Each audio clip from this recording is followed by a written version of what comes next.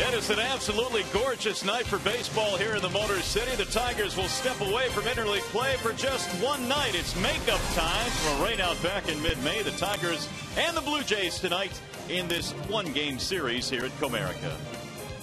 Hi again, everyone. Welcome to Tigers Baseball. Mario and Pemba, glad to have you with us tonight as the Tigers face the Jays. Rod Allen will join us in a moment. The Tigers are back in first place by a game, largely due to the consistency that they've shown offensively. Now, Jim Leland would like to see that same consistency with his pitching staff. Now, aside from Justin Verlander, really nobody has been as consistent as JV. But when you look at Max Scherzer, despite a bumpy outing his last time out, he can win his 10th game of the season tonight.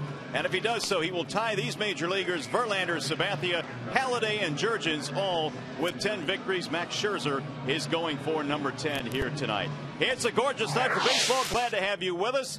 The Tigers and Jays just minutes away. In the meantime, we go back to the Callsam studios now. Here's Ryan Field.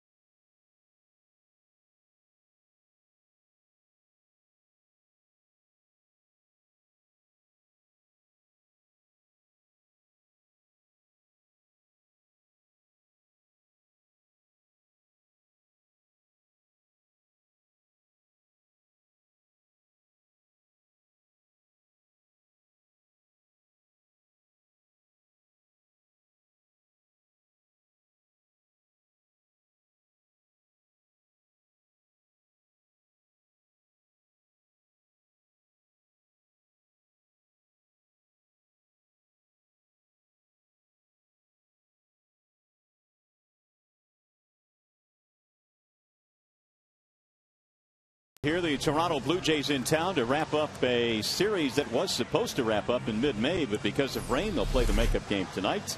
And if Detroit combines for 3 or more home runs in this game, bring a copy of the box score to a participating Arby's location tomorrow, and you'll get yourself a free small order of curly fries.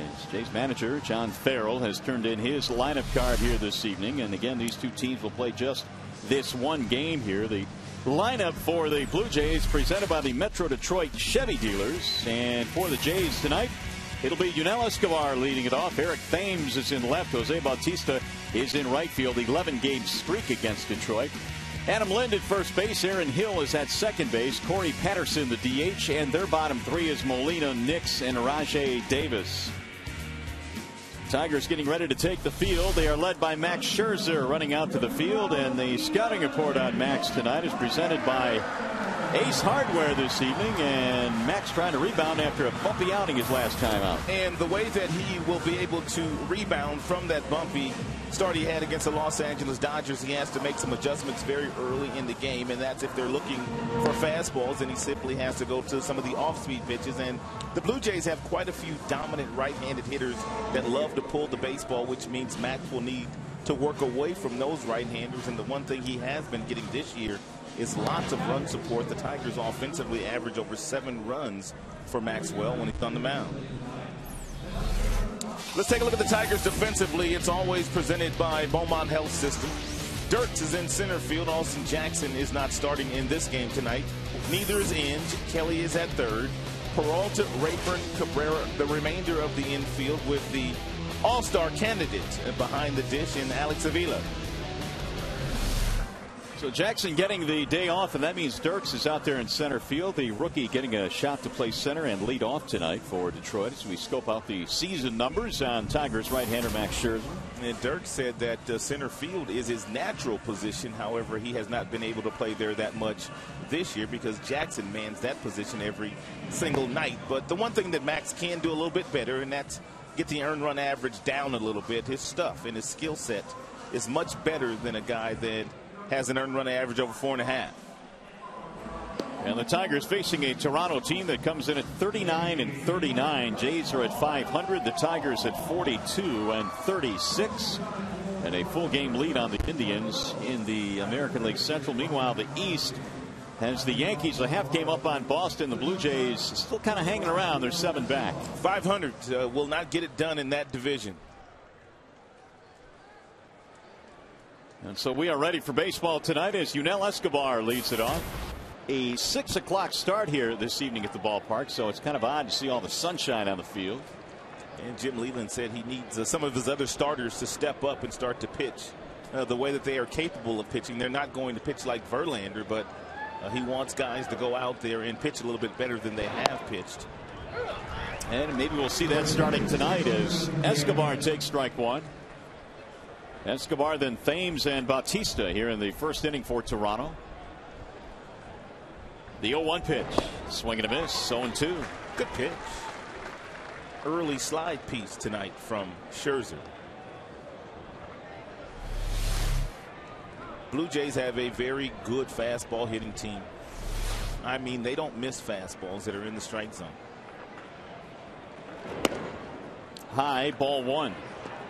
1-2 on Yunel Escobar, batting .277.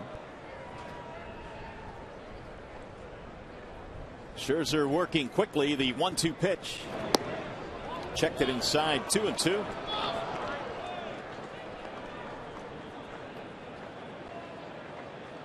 .27 RBIs this year for Escobar. He has power. He's hit 8 home runs. They got him from the Atlanta Braves. And the 2-2.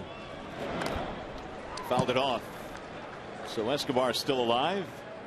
Thames and then Bautista here in the first inning for Toronto, who are wrapping up an 11-game trip. And of course the Tigers at least were home for this makeup game in the middle of a long homestand. But for the Blue Jays, they've got to be wearing down a little bit. And living out of their suitcases for the last 2 weeks. Blocked by Avila. Now it's 3-2 on Escobar. That's why Avila has that right hand in front of his body, even though there's not a base runner on base. For pitches just like that, if the ball does bounce, and he doesn't really have to pull the right arm from behind the back to help block the baseball.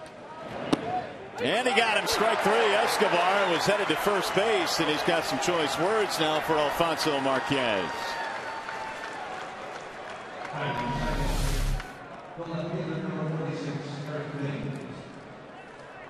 Borderline, but certainly, I guess, too close to take with 2 strikes. And Marquez rings him up. 1 away, and here is Eric Thames. Batting .298. He fouls that one back 0-1. Thames is in his second stint now with the big club here in Toronto. Hasn't homered yet at the big league level, but he had really good numbers down in Las Vegas, their AAA team, where he was batting .352. No balls and 2 strikes.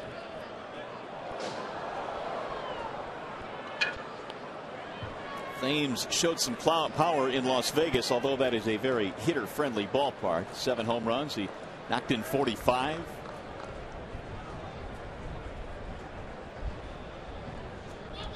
And the 0-2 pitch. Swing and a miss, and Scherzer has a couple of strikeouts. So 2 up, 2 down for Toronto. And now Jose Bautista. And I guess in some ways proving that last year when he hit 54 home runs that it was no fluke.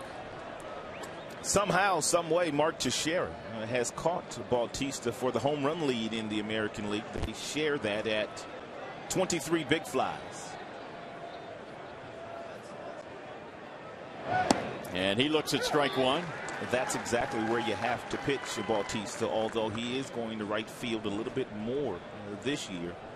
Most of his damage is done to left field. Waving a miss, 0-2. Outstanding changeup there by Max Scherzer, and it looks like he's mixing in all of his pitches very early in this ball game tonight.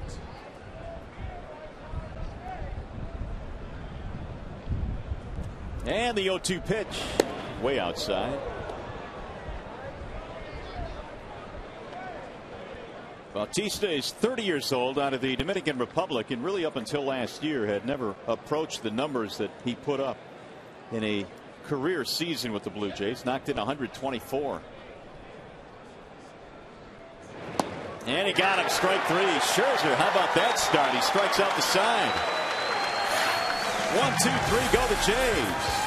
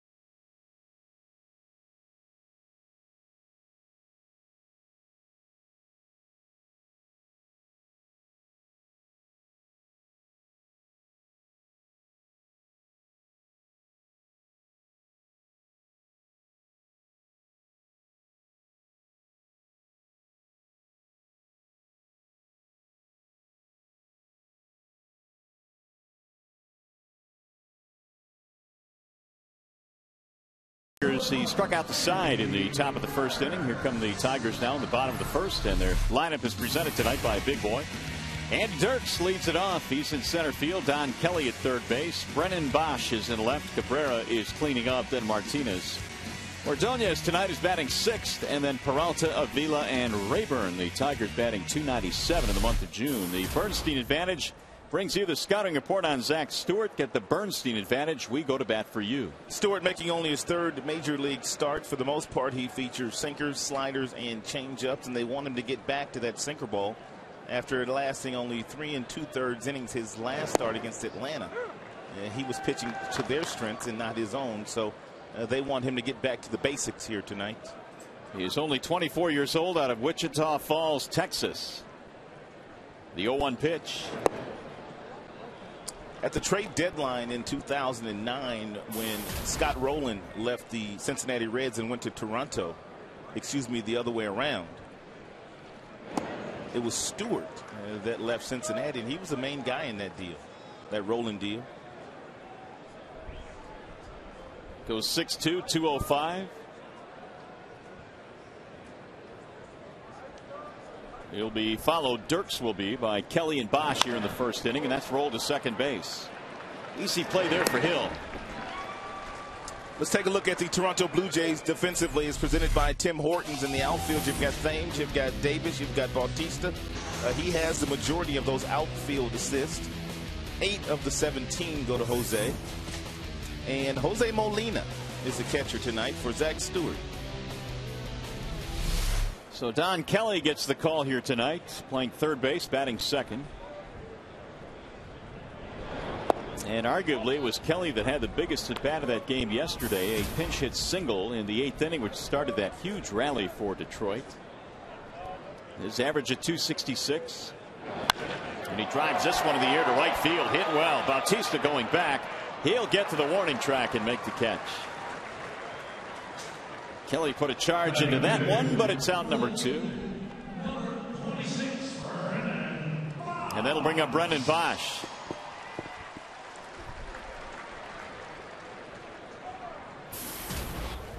Bosch back in the 3 slot, batting .299. He has yet to pick up a hit this year against Blue Jays pitching. 10 home runs on the year for Bosch.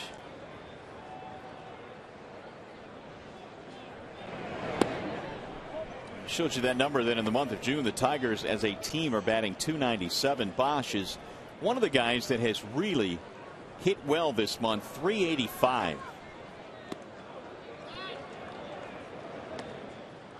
Had a good April, tailed off in May, and then really picked it up here in the month of June, which is rapidly winding down. In fact, 6 of his 10 home runs have come here in June. 2-0 is rolled foul first base side. 2-1 on Brennan.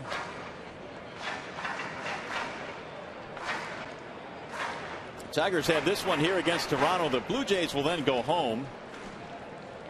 And they will resume interleague play, as will the Tigers. The Blue Jays have Pittsburgh and Philly coming up. And the Tigers will have the Mets and the Giants. 3-1 on Brennan. And that's going to do it for interleague play, right? It is. Went by quick this year. Here's the 3-1 pitch. Grounded to second base. Aaron Hill has it there, and Bosch is out. Tigers go 1-2-3. We go to the second tonight at Comerica. No score.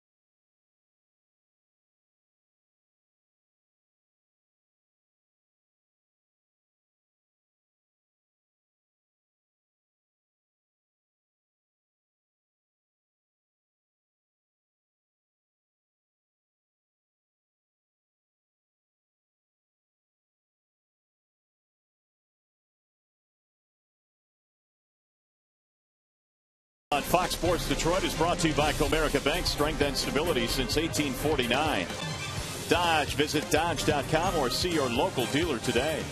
And by Arby's. Stop by today and try the new Shroom and Swiss sandwich. Arby's, it's good mood food. So we're still scoreless now as we go to the top of the second here at Comerica Park. And Scherzer, after striking out the side in the first, will face Lind Hill and then Corey Patterson.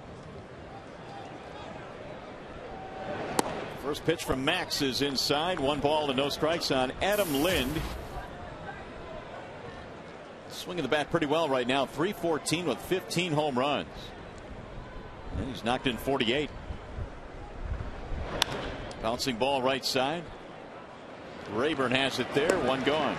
Let's take a look at the first inning for Max Scherzer. He struck out the side. He got Escobar. It was a fastball. It was borderline, but it was called strike 3 by Mr. Marquez, the home plate umpire. Then he went to the off-speed pitch and followed it up with another good firm fastball to strike out Bautista, one of the more dangerous right-handed hitters in the game today.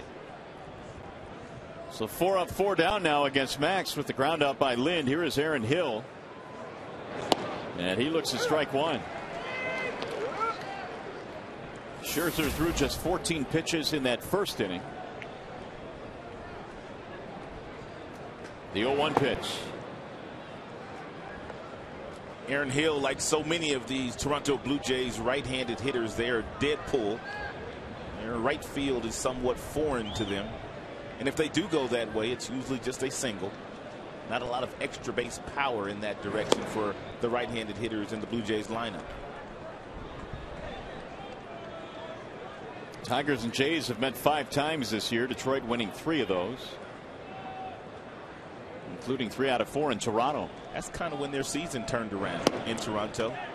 There's a strike. Yeah, I'd agree. Verlander threw that no-hitter.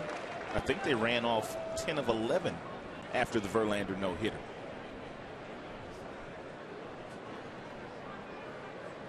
Verlander's next start will be Thursday against New York. There's a drive to left field and a base hit.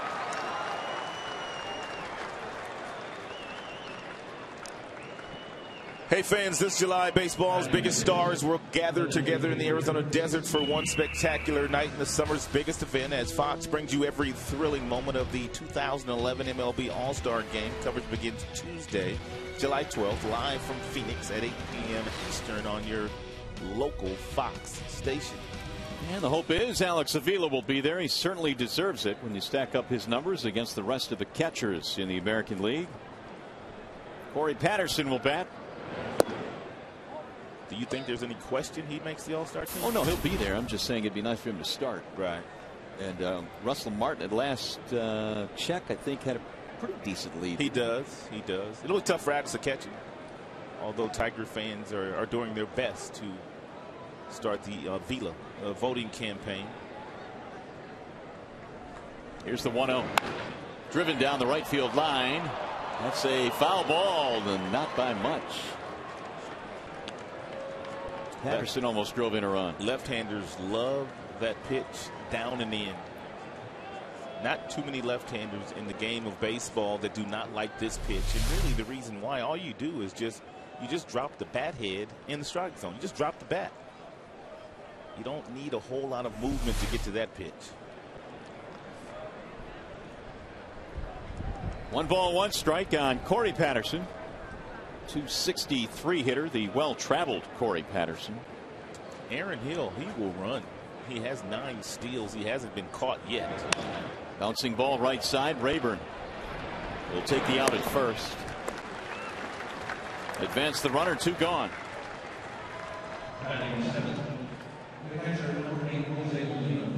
So with the man in scoring position, Jose Molina will step in for Toronto.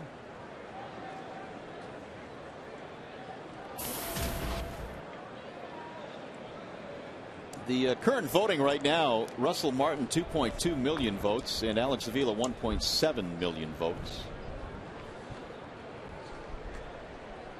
They will be updated this week.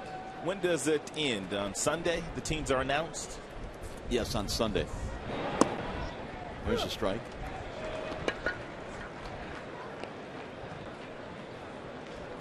Oh, and 1 on Molina, batting .310. Trying to keep those Yankees out of the All-Star game. It's just real difficult. They garner a lot of votes every year. Wave and a miss. 0-2.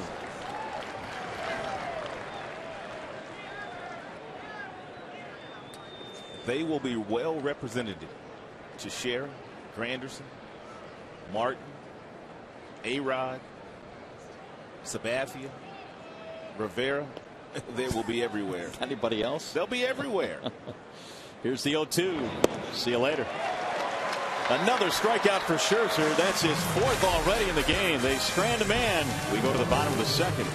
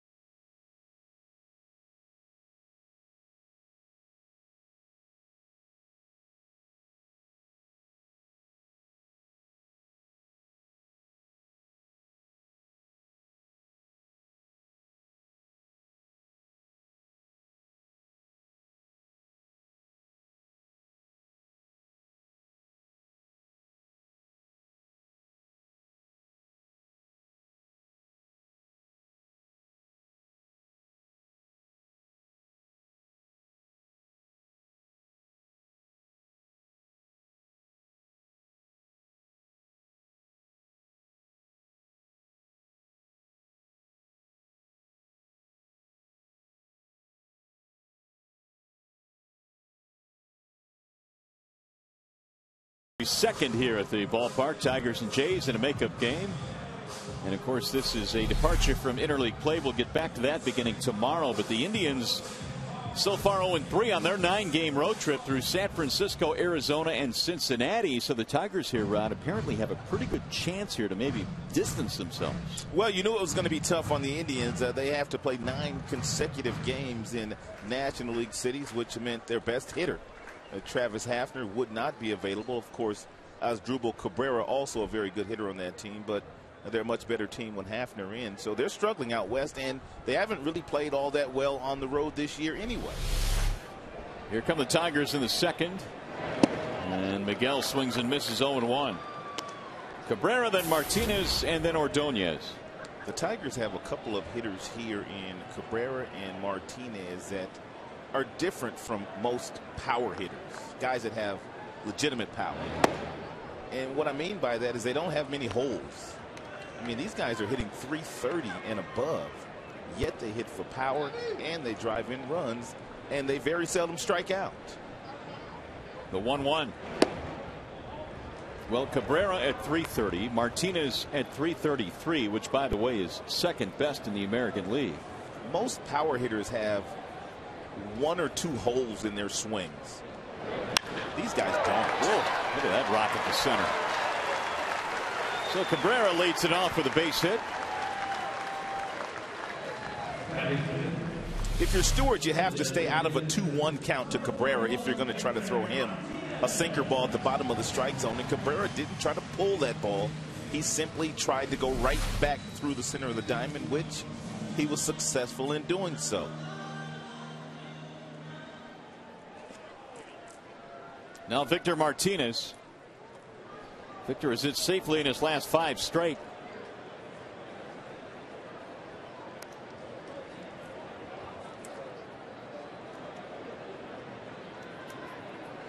Martinez was 4 for 11 in that series against the Diamondbacks.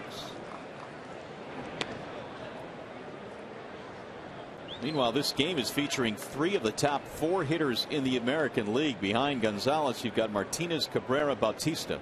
Agon is going off at 361. He's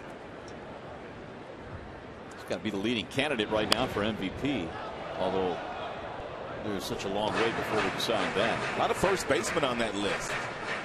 Konerko was on that list. Cabby on that list. Gonzalez on that list.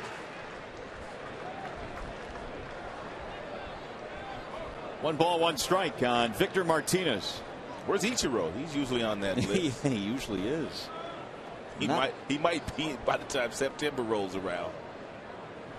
Knocking on 200 hits again.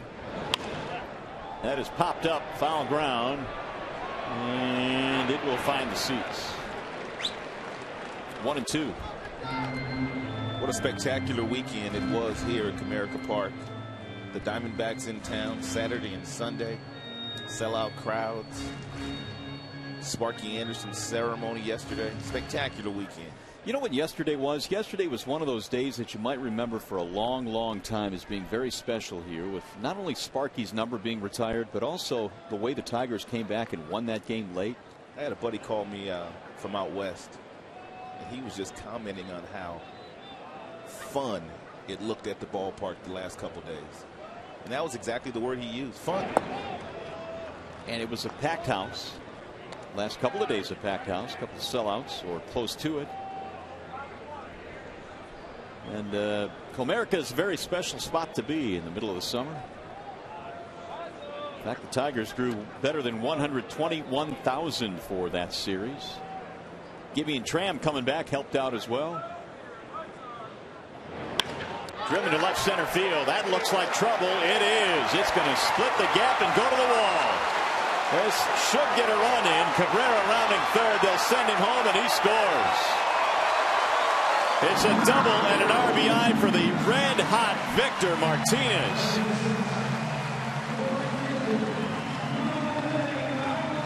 There's absolutely no panic whatsoever with Victor Martinez when standing in the batter's box, and he is definitely not afraid to hit with 2 strikes.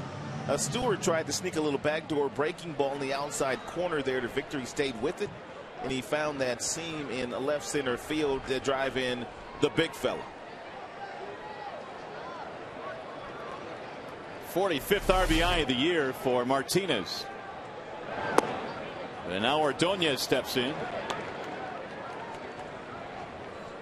Back-to-back hits for Detroit, producing a run. Ordonez will be trying to get a base hit to right field, which would drive Victor home. But if it hits it on the ground, he'll at least get him to third. Pulled foul, 1-1. Maglio 3 for 10 in the series against Arizona.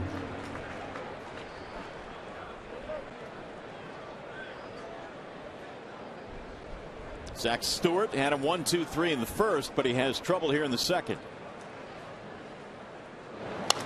Right back up the middle and a leaping catch. And they'll get a double play on this. Oh my goodness, what a play by Aaron Hill. I don't think he could stretch out an inch more than he did. It's a good play by Hill, but if you're Victor Martinez with nobody out and on second base, there's nowhere for you to go. You have to know where the second baseman is playing, and if there's a chance he'll catch it, if there's a chance he'll get to it, then you need to be getting back to second base. So they're empty now, and that'll bring up Peralta.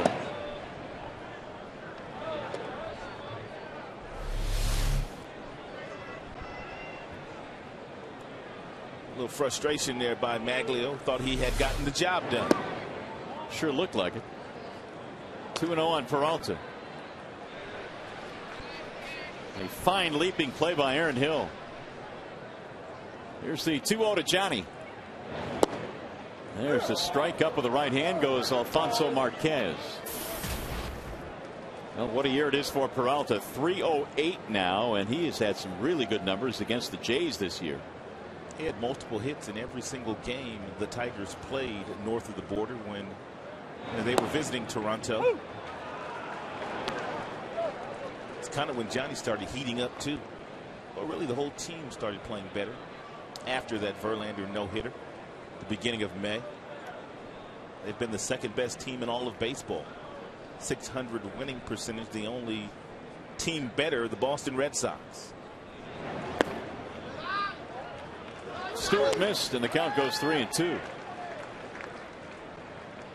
Stewart last year spent all of the season at Double-A, won 8 games last year, 8-3.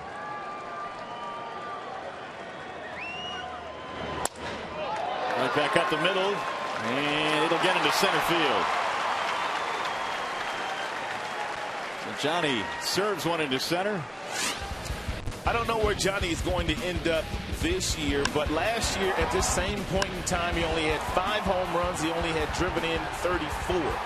But take a look at the damage he's done this year so far. 12 homers, 45 ribbies, and he's pretty much been flawless at the shortstop position. He's only committed 3 errors this year, the fewest for an everyday shortstop in this league. Well, it's been a whale of a season for Peralta. There's no doubt about that.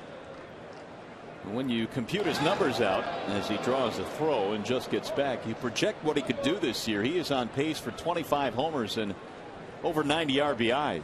You'll take that out of your number 7 hitter. Oh, yes, you will. Alex Avila, meanwhile, having a spectacular season as well, batting .303. And he can't get out of the number 8 spot in Jim Leyland's lineup. I think it's kind of gotten to the point now where Jim is just not really going to move him. He's just going to leave him there. I think you're right. I think why mess with it? Peralta and Avila have had success at the bottom of the lineup. Bouncing ball left side, base hit. He found a seam and through the infield it goes. Sweet swing of Avila.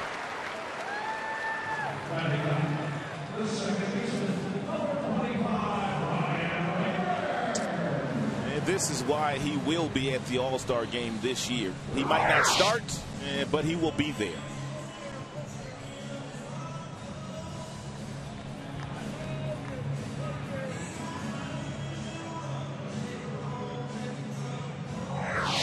Well, Avila has now given the Tigers their 4th hit in this inning, and well, you take away that leaping play by Hill and this could be a really ugly inning for Stewart. Tigers really have not been a bad club with hitting with 2 outs and runners in scoring position. The guys in the middle of the batting order especially are not afraid of these types of situations. I believe every single run they scored in the 8th inning yesterday was with 2 outs. Correct.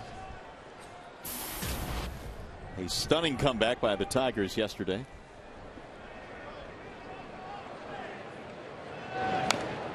Rayburn rolls it foul. That was the 20th pitch of the inning for Stewart, and he's been helped out by a double play.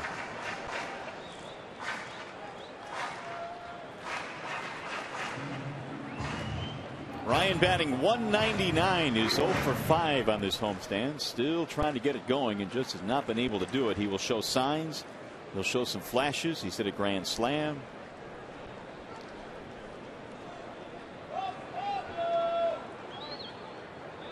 And the 0-1.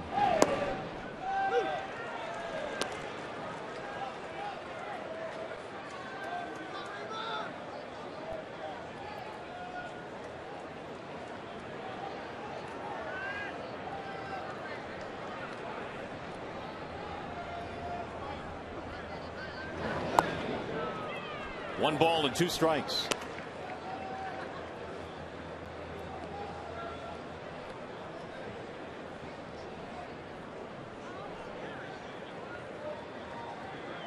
Base hits by Peralta and Avila, keeping the inning going after the double play. And the 1-2. Ryan cuts and misses. Down he goes, and the side retired. Tigers get a run though, and they leave a pair.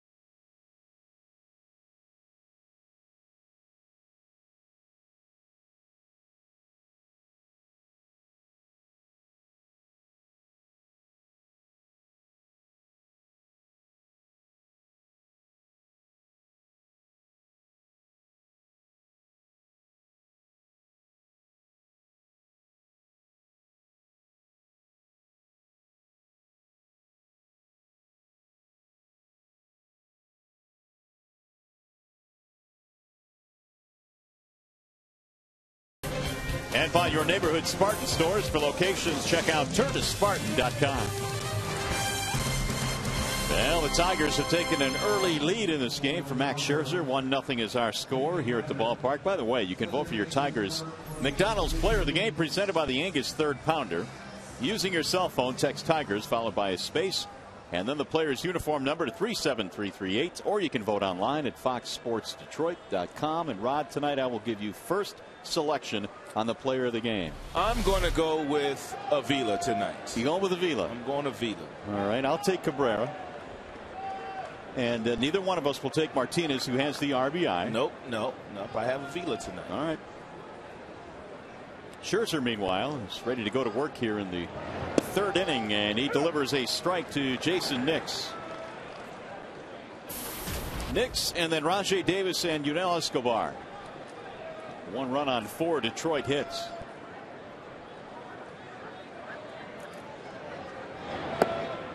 There's a ball low and away. 1 ball and 1 strike. Nix is batting .173, mired in a 2-for-29 slump. He's got a little pop in his bat. You don't want to go inside with Nix. That's where he does his damage. If you stay down there and on the outer edges of home plate, you'll get some swings and misses while he's in that batter's box.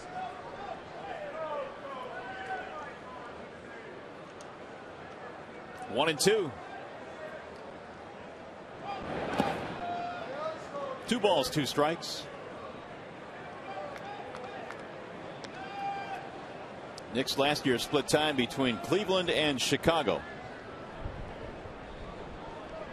He's out of Midland, Texas, which is big football area. And the 2-2. Hit hard to the shortstop, Johnny, on the backhand. Nice play.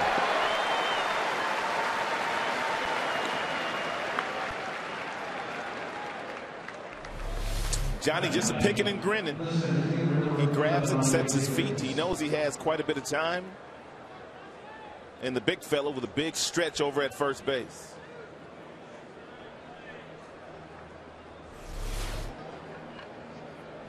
Here's Rajai Davis, the number 9 hitter. Swinging on the first, fouls it back out of play. These Blue Jays go up swinging the bat, don't they? Yes, they do. They were a very aggressive team last year. Cito Gaston was their manager, but they still are very aggressive under John Farrell. Rajai Davis, with all his speed, not getting on base all that efficiently for John Farrell, and that's one of the reasons why he's batting 9th and not leading off. And he pops this one up. Rayburn to the grass. And there are 2 gone.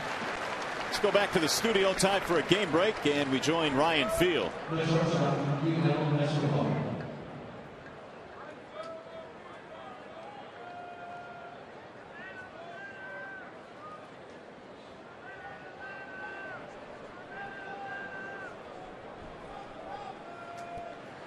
Thanks, Ryan. 1-0 is our score here. We know Carlos Pena's got a lot of pop. He still has hit one of the longest home runs here at Comerica Park. I think it's the second longest, if I'm not mistaken. He was out there by that. No, it's the first. Sparky Anderson number. Yeah. Jackie Robinson number. I mean, he was way back there one day. I think Pena's 1, Munson's 2. Ooh, look out. He banged that one off his foot. And Escobar hit the deck. Apparently the padding meant nothing.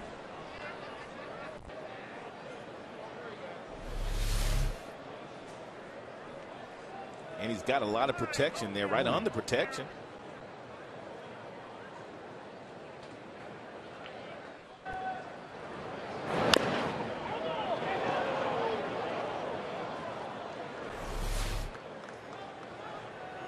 Well, if it hurt that bad with the protection, it would not have been good without it. He is still unable to put all of his force on it.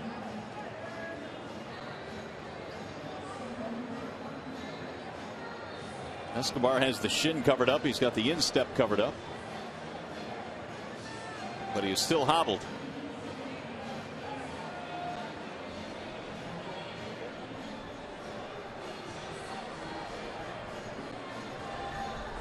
Yeah, we'll see this happen 2 or 3 times tonight, it seems, and I'm sure you've done it plenty of times in your career, Rod. How long does something like this linger? It takes a little while for you to walk it off. But the one thing, you very seldom see guys leave games after hitting a ball off their foot. Just takes a little time to get the feeling back in there and to regroup so you can finish your at bat. No balls, 2 strikes on Yunel Escobar, who struck out. One of 4 strikeouts that Max has rolled up tonight. Here's the 0-2. 1-2 on Escobar.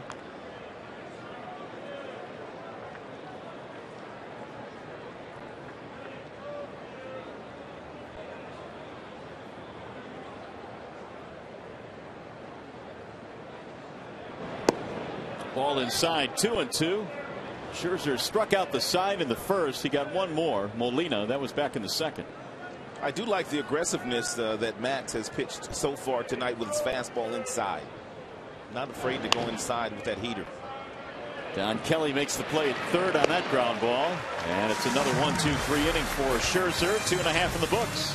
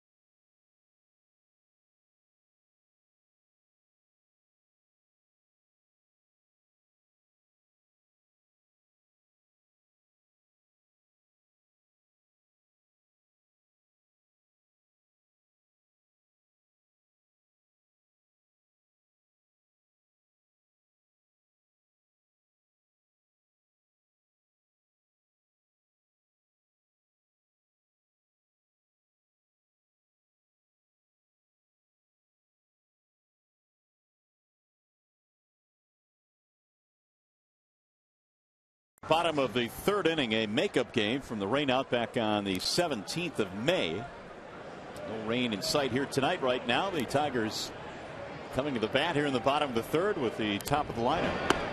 Andy Dirks looks at a ball outside. Don Kelly and then Brennan Bosch. Tigers put up 4 hits in that second inning, but managed just 1 run courtesy of a double play. Zach Stewart, the 24-year-old out of Wichita Falls, Texas, brings home the 2-0. 3 balls, no strikes on Dirks.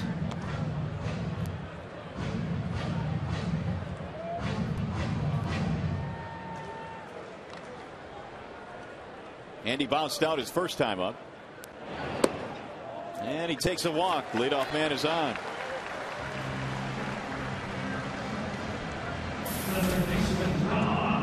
Hey fans, don't miss your chance to see the Tigers play the New York Mets tomorrow through Thursday here at Comerica Park. For tickets, call 866-66-TIGER or log on to tigers.com. The New York Metropolitans come a calling. Metropolitans are playing 500 ball to this point.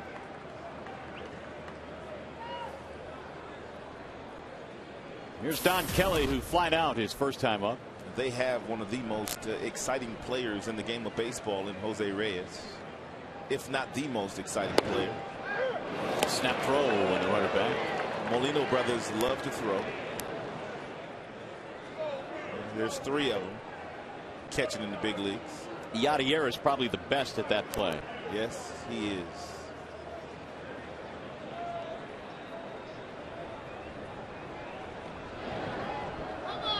Andy Dirks stole a few down to the minor leagues, 10 this year before being called up.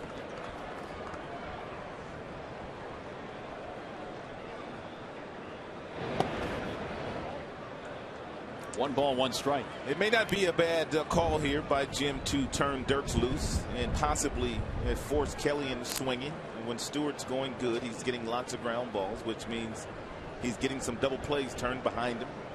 It's a good combination here. Should Jim want to do something like that? Bouncing ball to second. This is a routine double play ball here. 4-6-3. Second double play they have turned tonight. 2 away, and here's some more on the Mets that'll be coming to town.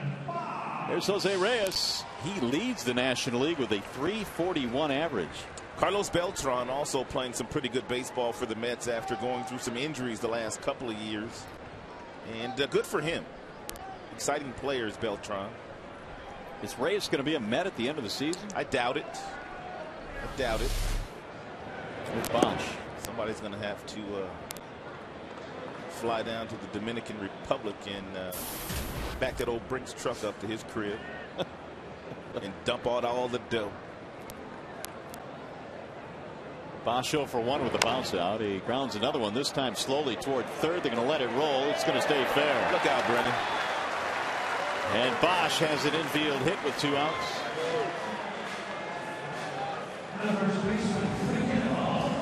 Those are the kind of hits you get when you're going really good. Yes, you do. And he's going really good right now. He's been one of the better performers in the American League in the month of June. Lots of hits for Brennan, which means there's lots of smiles. 5 Tigers hits. That'll keep it going now for Cabrera, who lined a single to center field his first time up. As a matter of fact, both of the players on that graphic, Beltran and Reyes, they might not be with the Mets at the end of the year. Yeah, that's probably more accurate.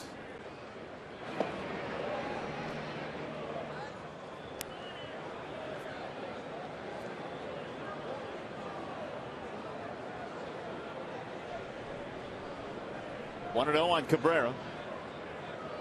Miguel now has hit safely in 5 straight.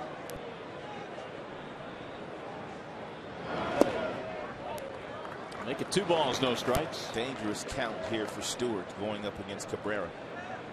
Now, the last time he fell behind Cabrera, 2 balls, 1 strike in the second inning, and he singled sharply right back up the middle.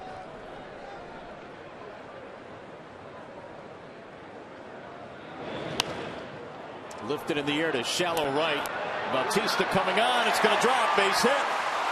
And he runs by it. Bosch will get to third, and Cabrera will hold at first base, and the Tigers have another hit. Sometimes you can make a good pitch, as Stewart did there, and the hitter still get a base hit. He crowded him with a 1-1 fastball up in the zone at 92 miles an hour, and Cabrera fought it off for a base hit in the right field.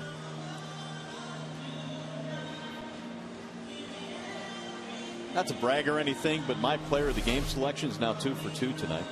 You took him, huh? I did take Cabrera. And that was a screaming line drive as far as I'm concerned. It'll look like that in the box score, too. Here's Martinez. He doubled in a run in the second. 6 Detroit hits in this game.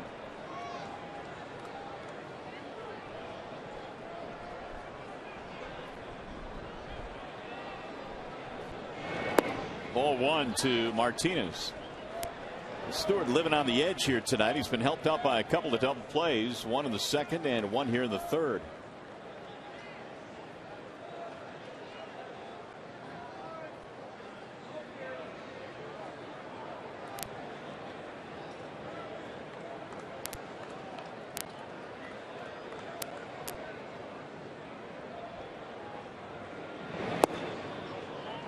Two and 0.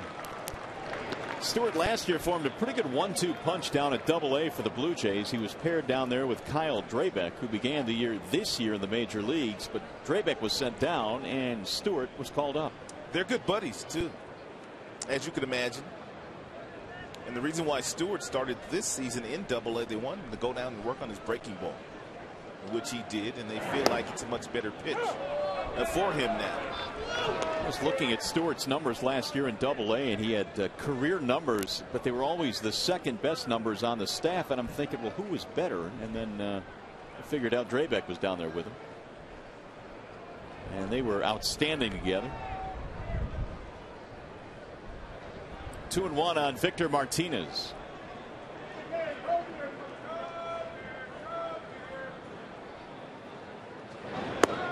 And it's 3-1.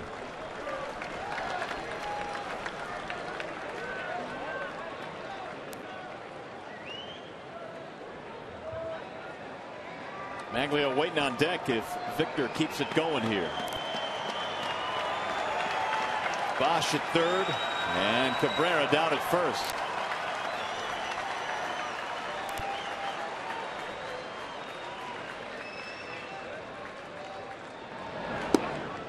Strike two called. 3-2 on Martinez.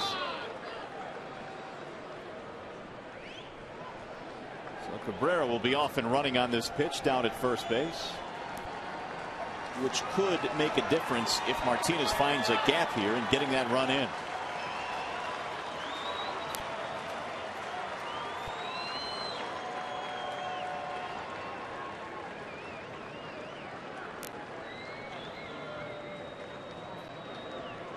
And the 3-2 fouled away.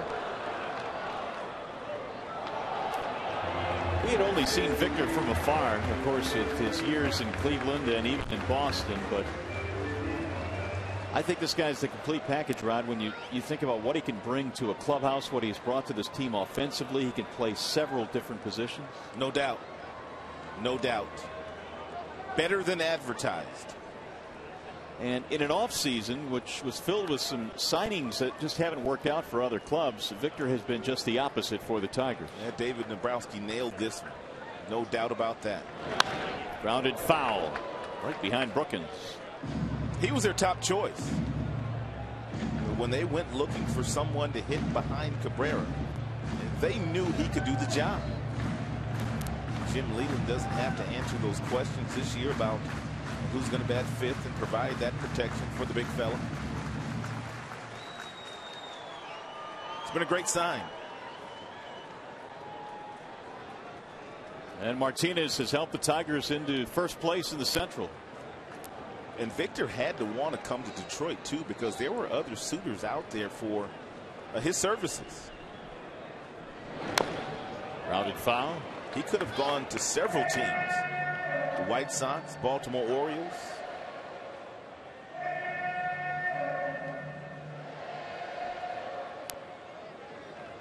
Well, it's an interesting blend in that Tigers clubhouse. You've got guys that have been around a while that have produced a lot at this level. You also have good young players up and coming. But that veteran that you can plug in right behind Cabrera has just been so key for this team. He has good leadership skills.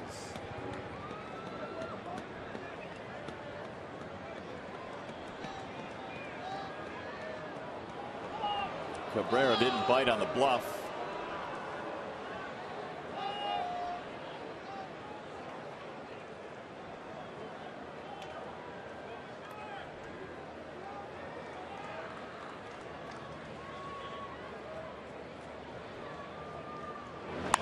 Ground ball off the glove of the pitcher, and it's going to scoot through. A base hit. Bosch will score. Cabrera goes to third base, and the Tigers get a break there. Hill was breaking to his right and couldn't backtrack. Well, you said it with Brennan Bosch. When you're going good, it just seems like everything works in your favor. The ball was redirected by Stewart, the pitcher. Therefore, Hill couldn't make the play, and Martinez does it again. Second hit, second RBI in this ball game. 2-0 Detroit. It's going to bring up Maglio. .333 batting average with 2 strikes this year for Martinez. And the league average is under 200, which kind of puts that number into perspective. especially since we're just about at the end of the month of June. No small sampling. Ordonez robbed of a base hit on a line drive his first time up. It turned into a double play. And shoots one in the air toward right field. Bautista coming over, and that is that for Detroit. So they get another run. We go to the fourth, and it's now 2-0.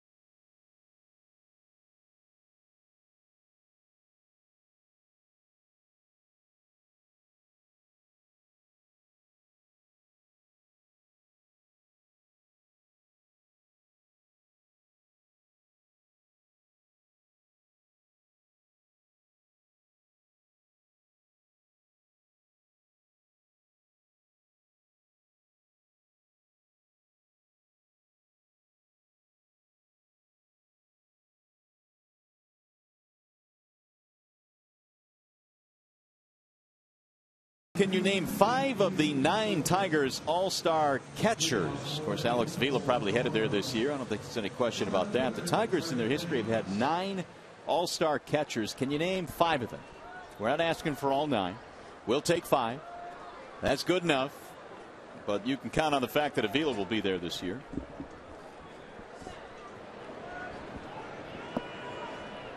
And we go to the 4th inning, and Eric Thames will lead things off against Max Scherzer, who has fanned 4 already. That ball is ripped to Maglio over his head.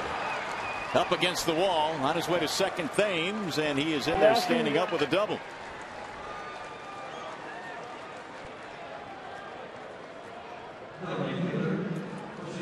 Fifth double of the year for Thames. Here's what I was talking about regarding Max in our pitching profile today. He might need to make some adjustments now. Apparently they're going to start looking for those first pitch fastballs as Thames did there. So throw a few breaking balls and make sure you keep them off balance as you have done through the first 3 innings of this contest. And it's only the second hit allowed by Scherzer. Here's Bautista.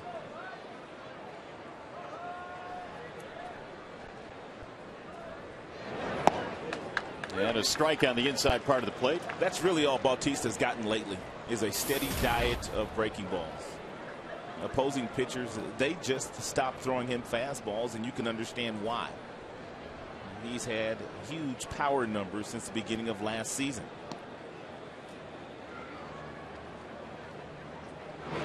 Well, they are certainly paying him a lot of respect. Only one guy in the American League has more walks than Miguel Cabrera, and you're looking at him. Bautista has 65 this year. When you combine his on-base percentage and his slugging percentage, it is well over 1,000. Tremendous bat speed.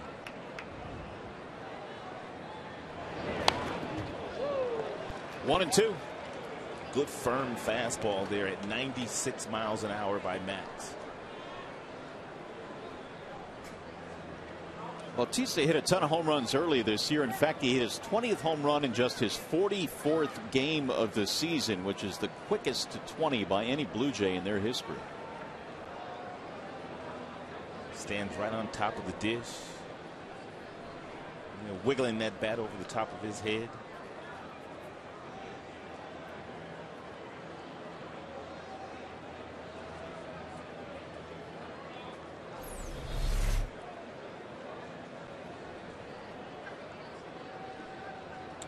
Pretty good numbers for Bautista. Those are major league ranks.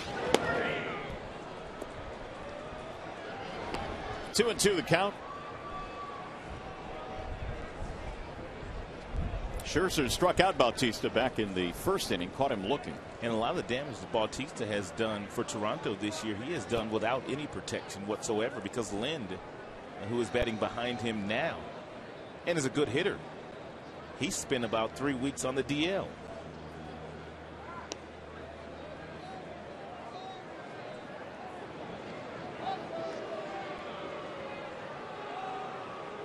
Well, Ricky Romero came out recently saying that this club needs more than just Bautista and Lind offensively. More guys need to chip in. And he was speaking out of frustration, not getting a lot of run support.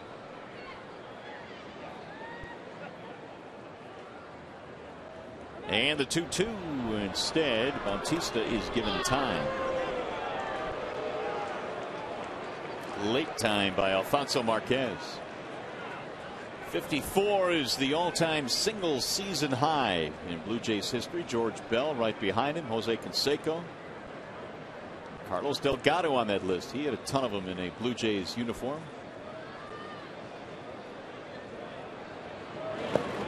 This will get away from Avila. He's got a shot. Here's the throw. Not in time. Thames gets to third.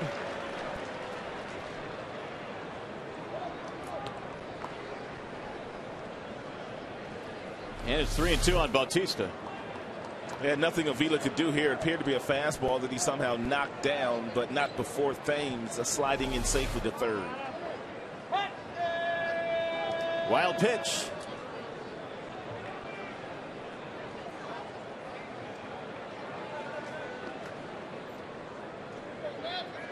Three and two.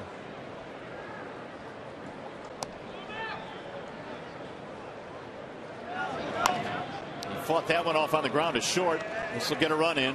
Bautista is out. And the Jays are on the board. It's a 2-1 ball game.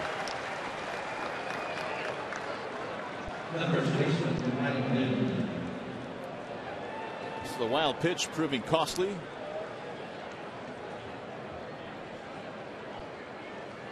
And here is Adam Lind. Lind bounced out back in the second, 0 for 1. A serious drop off in his numbers last year compared to 09. That's going to go foul. In 09 he knocked in over 100 runs, but last year Lind knocked in just 68, so it was a major drop off for him.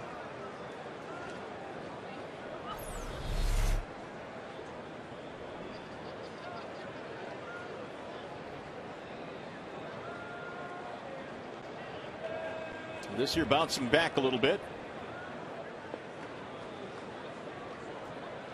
The number's pretty good when you consider the fact that he's played in only 52 games this year, spending some time on the DL. The 0-1. High towering fly ball right field. Ordonez going back to the track, to the wall. It's going to carry out and gone. Adam Lind has just tied this game with his 16th home run of the year.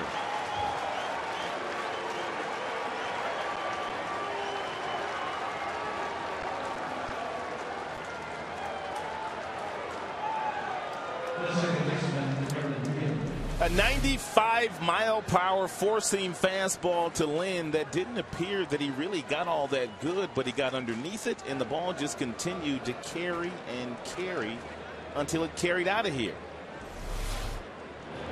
Nice play by a fan in right who brought his glove to the game. It carried right into his glove. 2-2 game. Aaron Hill, the batter. We'll knock this one foul back out of play. No balls and 2 strikes on Hill.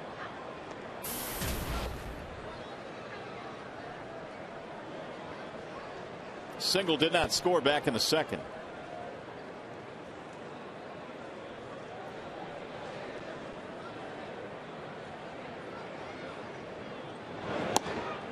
Strike called on the outer edge, and Scherzer has another strikeout. Give him 5 for the ball game.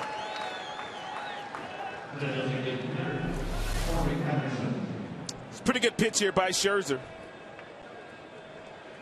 Outstanding pitch by Scherzer. On the black, at the knees, in the mid-90s. Now Corey Patterson with 2 outs. Lays down a bunt foul. 2 runs on 2 hits for Toronto here in the 4th inning. A double by Thames. The home run by Lynn.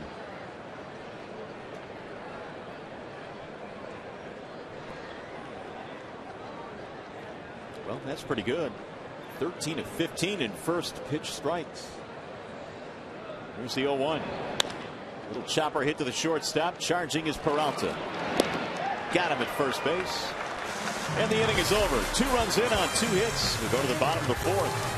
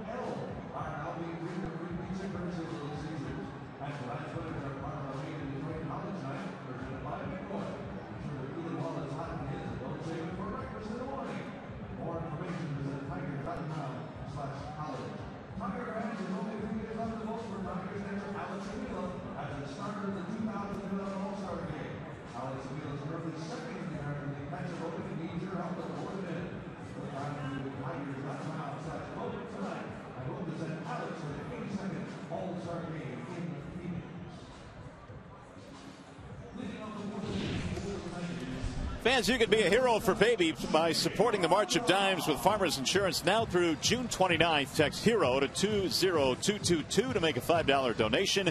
Or you can visit your local farmers agent at farmers.com and you can help the babies. Well, we're all tied up. It is suddenly a 2-2 ball game. The Tigers now go back to work offensively. Facing the offerings of Zach Stewart, it'll be Johnny Peralta to start things off.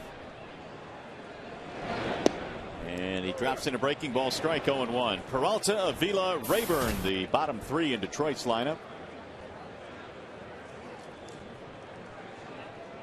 Here's the 0-1. Johnny rolls it foul. 0-2. Tigers coming into this one had won 30 of their last 49 games dating back to early May, which is a .612 winning percentage. They have made up a lot of ground on Cleveland and have overtaken the Indians. The 0-2 lifted back out of play. Only team that has been better than the Tigers since that date you talked about are the Boston Red Sox. So everything coming together for the Tigers. Here's the 0-2. Well, I'm starting to think that it's probably in the end going to be a 3-team race. Detroit, Cleveland, Chicago. Minnesota made a bit of a charge, but you know they've got a couple of big injuries now. Huge injuries. And Joe Mauer not playing like Joe Mauer right now. There you have it. The top 3 in the Central. KC and Minnie are both 9 back. Stranger things have certainly happened, but top three look to be fighting it out. 1-2 backs him out of there. 2 balls, 2 strikes.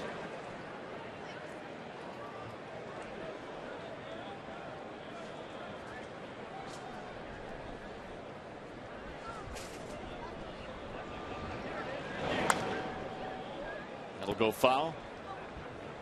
Tigers 2 runs, 7 hits tonight, and for the Jays 2 runs on 3 hits.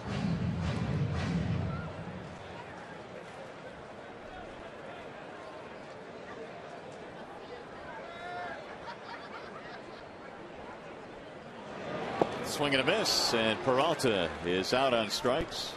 The second strikeout for Zach Stewart. That'll bring up Avila, and it also brings us to our AT&T trivia question. Name 5 of the 9 Tigers all-star catchers in their history. Parrish, Freehand. Well, here's the entire list. Brad Ausmus, Mickey Tettleton, and Matt Noakes. Those guys were kind of in between Pudge Rodriguez and Lance Parrish, and then you go back to Bertie Tebbetts, Mickey Cochran. So there you have all 9.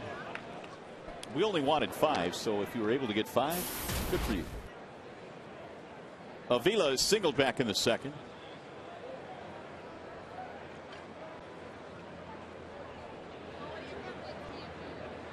The 1-0. 2 balls and no strikes. Seeing that list kind of brings back memories of just how good Pudge Rodriguez was in a Detroit Tigers uniform. No doubt about that. Special player. Hall of Fame player. Here's the 2-0 pitch. Fouled off. 2-1 on Avila.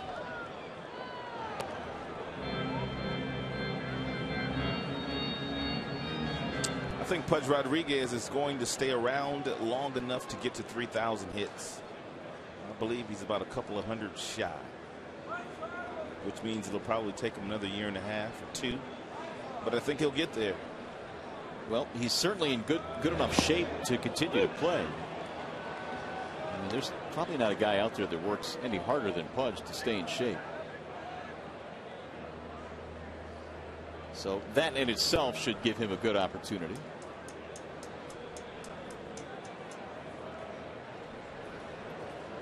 Two and 2 on Alex Avila. He rolls this one to second base. Hill has been busy tonight. 2 gone. Alex now 1 for 2.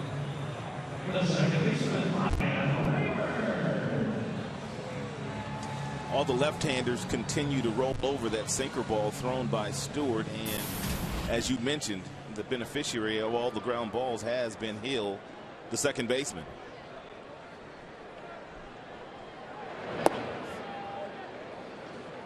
One ball to no strikes to Ryan Rayburn, who struck out back in the second.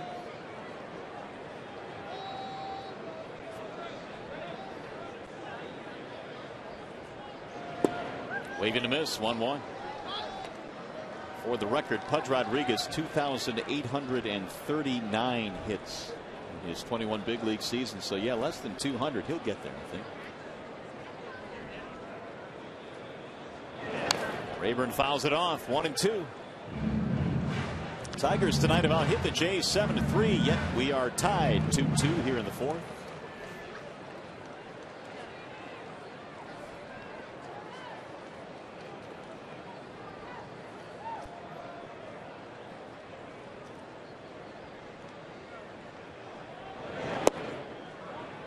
Two and 2.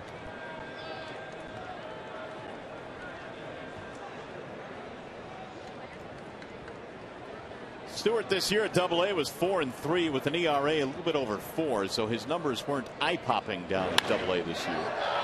That's into center field and caught by Rajai Davis in a 1-2-3 inning. We go to the 5th at Comerica.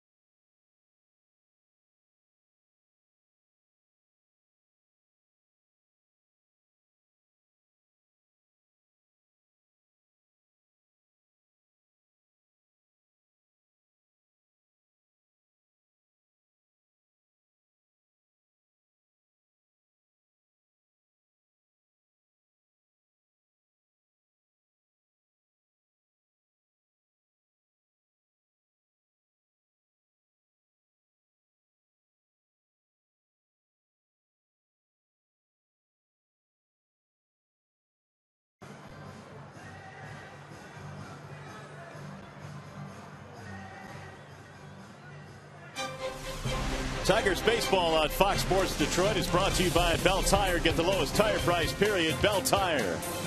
And by Motor City Casino Hotel, a million miles away, right down the street. Back here at Comerica Park, where the Tigers and Jays are making up a rainout from mid-May, and so far it is 2-2 as we head to the top of the 5th inning. And for the Blue Jays, it'll be Jose Molina, Jason Nix, and Rajai Davis against right-hander Max Scherzer.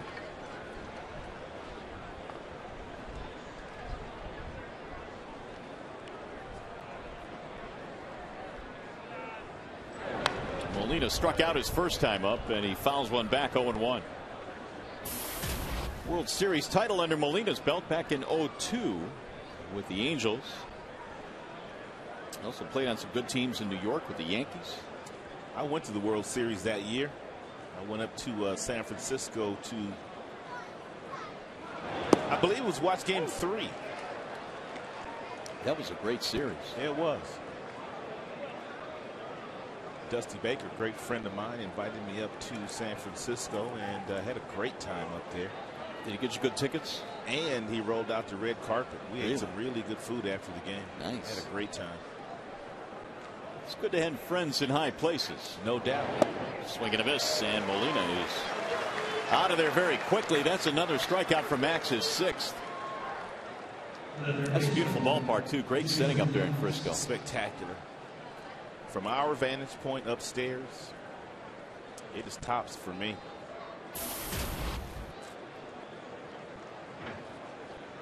Nix is 0 for 1 with a ground out.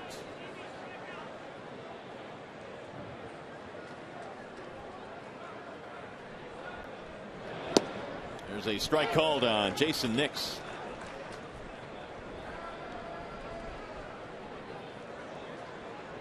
Ever ask Dusty Baker why he chews on a toothpick? I haven't asked him that question. I'd love to hear the story on that. That'll get back out of play 0-2. I can get that for you. I talk to him quite often. Ask him the next time. I will. I remember a player who used to play with the toothpick for KC. Remember UL Washington? Yes. But I don't remember many others who actually played with a toothpick. Here's the 0-2. That's fouled back to the screen. Dusty wears sweatbands and everything. He's all geared up.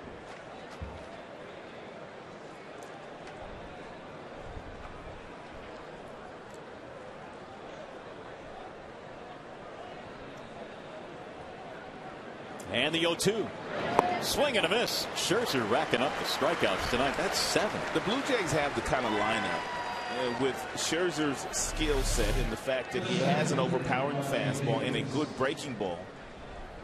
He should have no problem really getting through their lineup because they have so many right-handed hitters that are dead pull hitters. They don't hit the ball the opposite way. Therefore, he can strike out a bunch, which he's already done here tonight. Rajai Davis. He takes ball 1 outside. And Rajai Davis was the final out of the Verlander no-hitter in May up in Toronto. It was a slider that JV threw to Rajai. And believe it or not, he's pitched 2 or 3 games better since then. Imagine that. Yeah, believe it or not, it's true. Swing and a miss. Scherzer's got that real nice breaking ball going today, and I like the fact that it's only around 82 to 84 miles an hour these days, not throwing it as hard as he used to throw it, which means there's some separation there in between the fastball velocity and the curveball velocity. I mean, you go 95 on one pitch and then you go 84 on a pitch. It's tough to get good swings against a guy like that.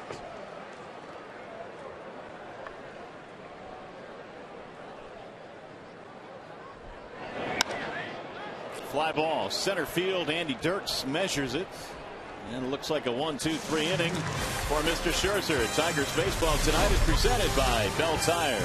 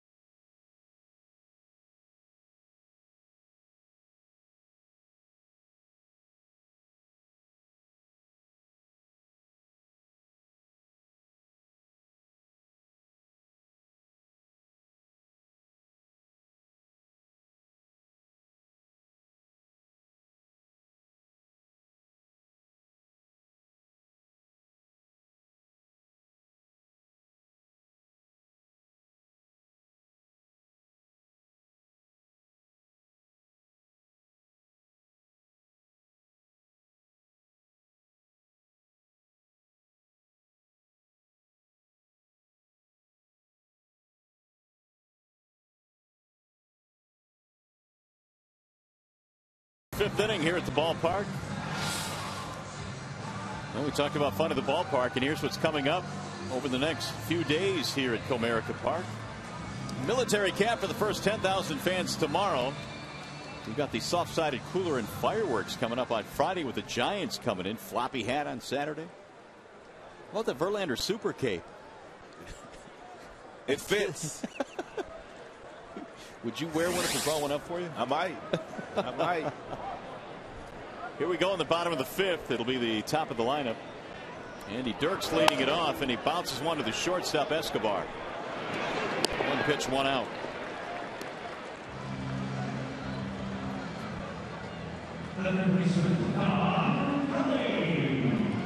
Well, they told us that Stewart had a pretty good sinker ball coming into play tonight, and he has worked at the bottom of the strike zone because he's gotten quite a few of these Tigers to pound that ball right back into the grass. Now Don Kelly. They felt like Stewart his last time out against the Atlanta Braves was paying way too much attention to their strengths instead of pitching to his strength, which is sinkers and sliders. Gave up 10 hits in just over 3 innings against Atlanta. He has fared much better here tonight.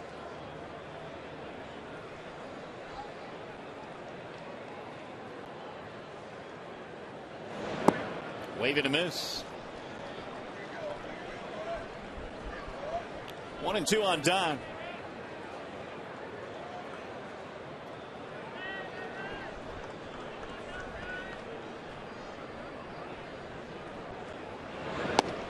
Got him. Strike 3. Kelly is punched out of there by Marquez. Hey fans, when the game ends, our coverage continues with Tigers Live as we bring you all the highlights, reaction, and analysis. Tigers Live from the Call Sam studios here at the ballpark immediately after the game on Fox Sports Detroit.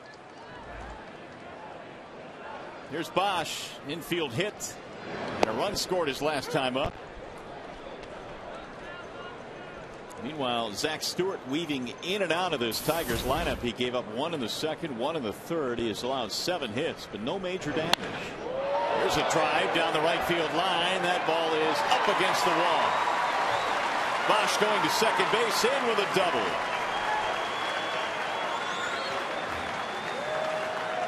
Second hit tonight for Brennan. And his terrific month of June just continues.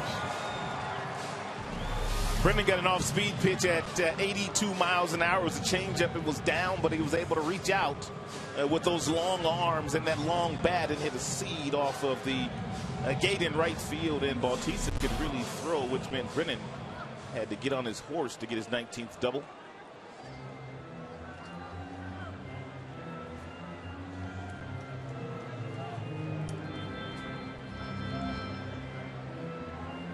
So the middle of the Tigers lineup tonight, the 3, 4, and 5 hitters are now 6 for 7.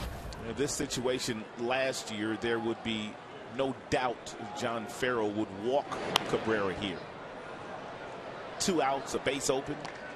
The damage that he has done this year with runners in scoring position, he's hitting over 400. But that's where number 41 comes into play, Victor Martinez. Yeah, this really is one of those situations screaming for an intentional walk if it wasn't for Victor. And Victor tonight has 2 hits and both Tigers RBIs.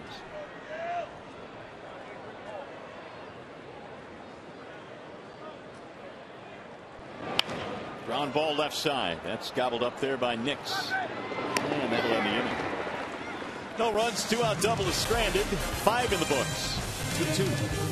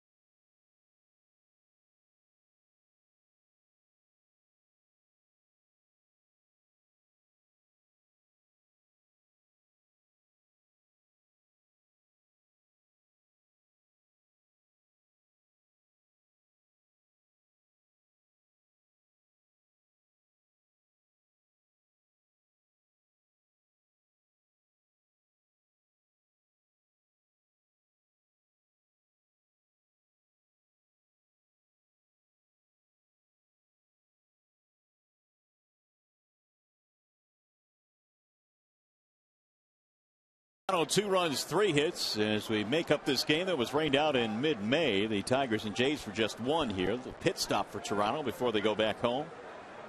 And Max Scherzer has struck out 7 through 5 innings in this game. Yunel Escobar leads it off, top of the lineup for Toronto. And he looks at strike 1. He has thrown a lot of first pitch strikes today. That's one of the reasons why he's only given up 3 hits in this game. He has been ahead of just about every Blue Jays hitter.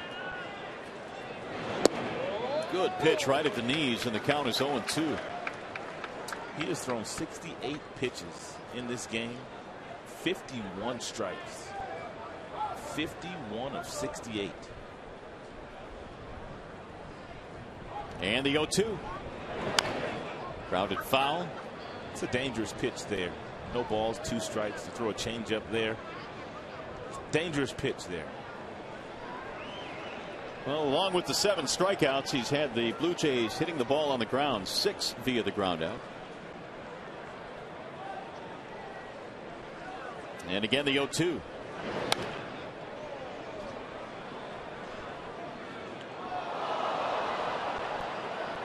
Max faced the Blue Jays in back-to-back starts earlier this year. It was back in May, 1 in Toronto, 1 in Detroit, and he won them both. Avila blocks it. This kind of goes back to what I was saying about Max and his skill set going up against this Blue Jays lineup that have so many right-handed hitters that are pull happy.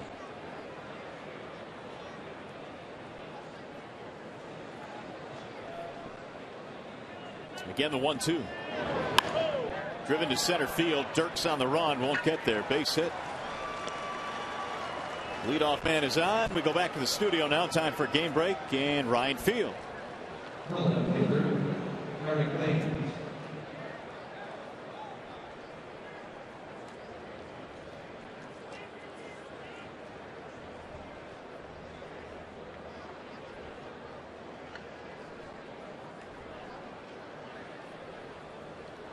All right, Ryan, thank you. Here it is 2-2 as we play in the 6th, and the Blue Jays have just picked up their 4th hit of the game. Kelly anticipating that Thames will be up there sacrificing with nobody out and a runner on first base, but he has no sacrifice bunts this year, and the Blue Jays do not sacrifice all that much as a team.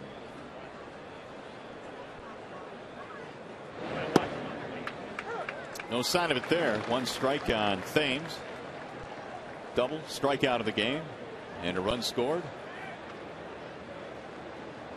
Blue Jays have 16 sacrifice bunts. Just 16 of them. Tigers have 28.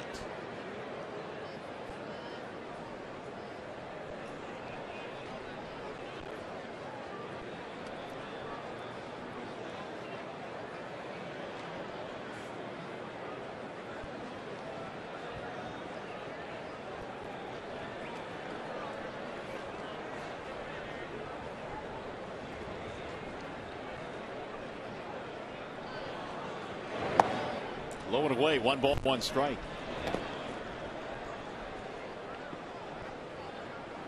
Scherzer gave up a double, threw a wild pitch and a ground ball to give up a run in the 4th, and then in the same inning Lind hit a home run that tied the game at 2. It was looking like the Tigers offense was going to roll early. They got 1 in the 2nd inning on an RBI double by Martinez. Another run in the 3rd to go up 2-0. Yunel Escobar standing there talking to Cabrera is their leadoff hitter, but he only has 3 steals this year. He's been caught once, so he doesn't run that often.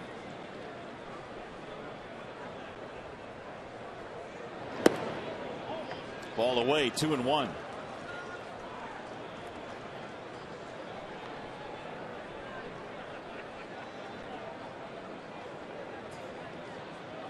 .75 now for Max. Really consistent.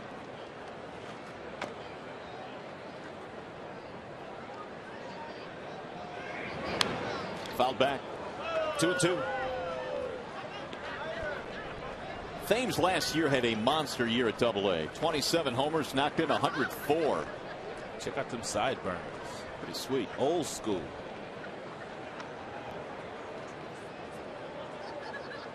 Gary Maddox used to wear him that way. George Foster. Artist Gilmore. Well, now you're switching sports on. Yep, I sure did.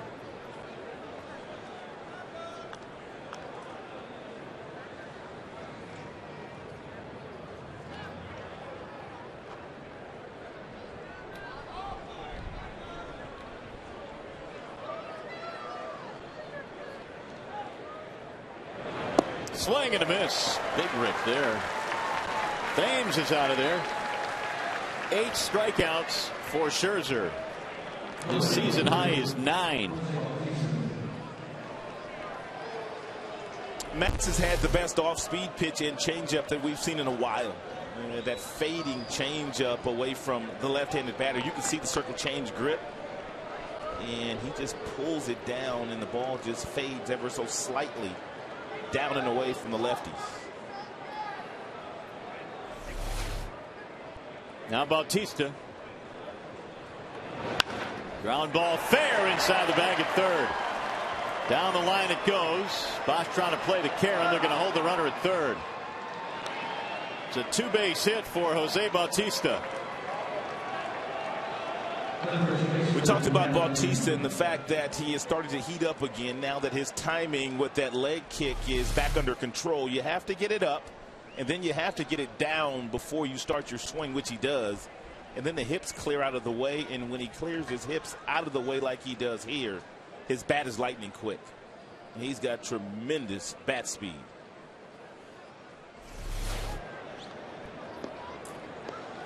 And now 5 hits for Toronto. They have runners at second and third as Bautista has picked up his 12th double. Well, I mean, they might want to walk him. I mean, they got the base open and put him on and then go after Hill, the on-deck hitter. That's exactly what Jim Leland will do here. Lind homered in his last at bat. They want no part of him here with first base open. And they'll take their chances with Aaron Hill waiting on deck.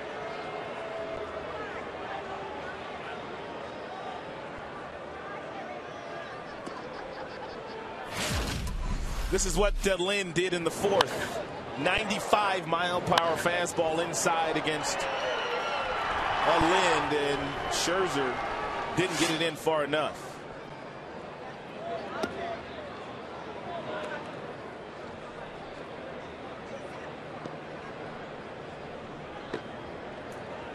Perry and Schlereth warming up in the bullpen.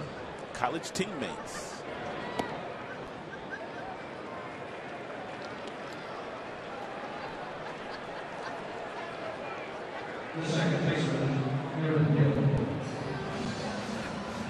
Talked about the fact that Aaron Hill, who a couple of years ago won a Silver Slugger Award at the second base position and did an outstanding job, but the last couple of years he has just been way too pull happy. I mean, to the tune of just 3 hits in that direction.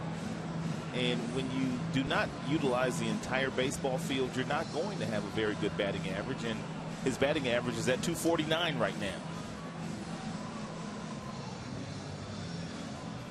So the intentional walk to Lynn, and for those wondering why they don't just send the runner to first base on an intentional walk, you see what happened last night with the Marlins? I did see that. A wild pitch on an intentional walk and the winning run scored. I sure did see that. Doesn't happen very often, but when it does, that's why they make you throw it. Scherzer should be thinking about getting a ground ball here, not so much about a strikeout. There's the ground ball. He's going to come home for one. Relay, double play. How did you call that one? Right on cue, and the double play ends the threat and ends the inning.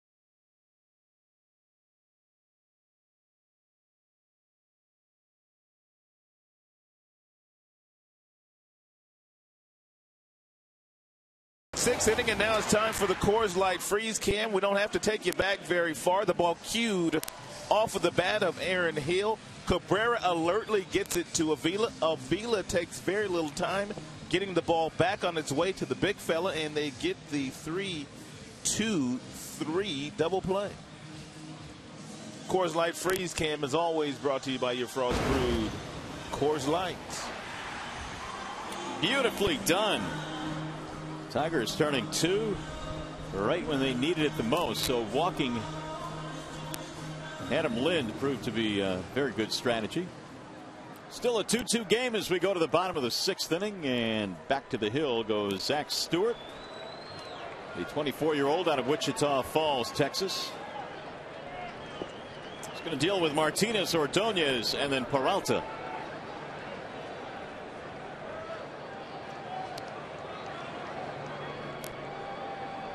Big night for Victor. RBI double and an RBI single.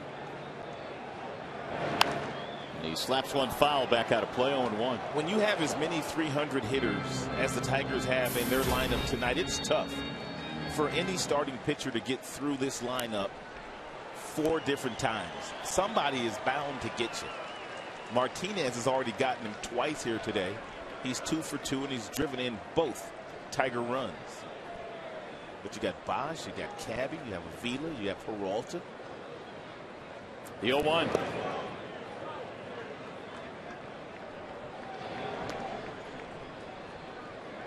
One ball and one strike.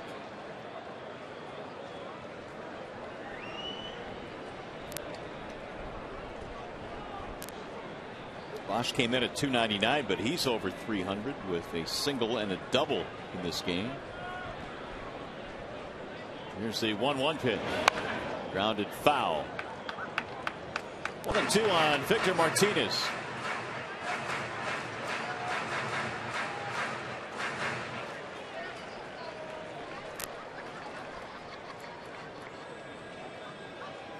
Tigers tonight have 8 hits and 5 for Toronto.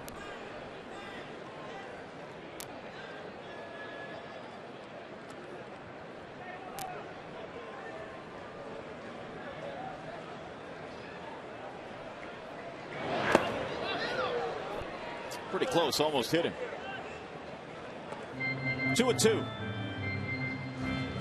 Stewart originally was a 3rd-round pick of the Cincinnati Reds just a few years back in 2008, and then the Scott Rowland deal brought him from the Reds to Toronto. He was their top pitching prospect when Toronto was able to get him in that deal. I mentioned his numbers at AA this year were just kind of average. ERA was hovering just under 5. There's a ground ball back up the middle. This time they're going to get him as Escobar crosses the bag to make the play. Hey fans, this Friday at 7:05, the Tigers open a 3-game series against the world champion San Francisco Giants. The first 7,500 fans age 21 and older receive a Tigers soft-sided 6-pack cooler. For tickets, call 866-66-TIGER or log on to tigers.com. Here comes Ordonez. Ball 1 to Maglio. You sticking around for the fireworks tonight? Always do. Do you? It's a good show. Best show in the big leagues. Oh, it's a spectacular show. Oh, you're talking about the one downtown. Yeah, right. the one downtown. I don't know about that. There's a ball. 2-0. Used to go to him every now and then as a kid. I mean, it really is a spectacular show. It's about a 1-hour show. Wow. So, I mean, it goes on and on. It's really good. The 2-0. How about you? First couple of years I was here, and I was in the downtown area. I participated, but not lately.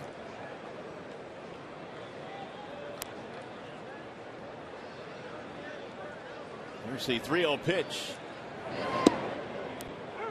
3-1 on Ordonez. Peralta to follow.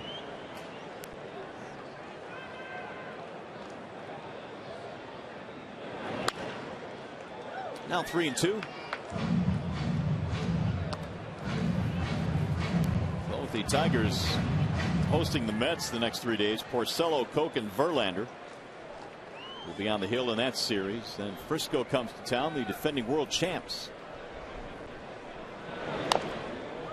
It's kind of odd the Tigers had to go to the West Coast. They come back for a homestand, and then they're right back out to the West Coast to take on the Angels. Yep. I don't see that very often. And then several Tigers players will have to get right back on a plane a week later and go right back out there for the All-Star game. Bouncing ball back up the middle into center field. First hit of the night for Maglio. It's a single. Yeah, the All-Star game in Phoenix this year, so that's going to be a whole lot of travel. Travel from the West Coast to Kansas City for 3 days, then get right back on Big Bird, head right back out west for Verlander and Avila and hopefully Peralta and a few other guys. Here's Johnny. He singled in the second. Saw a sign in the crowd that said, "Jahani is my Jahomie." I saw that, which I thought was pretty good. Peralta has that odd spelling of his first name, Jhonny.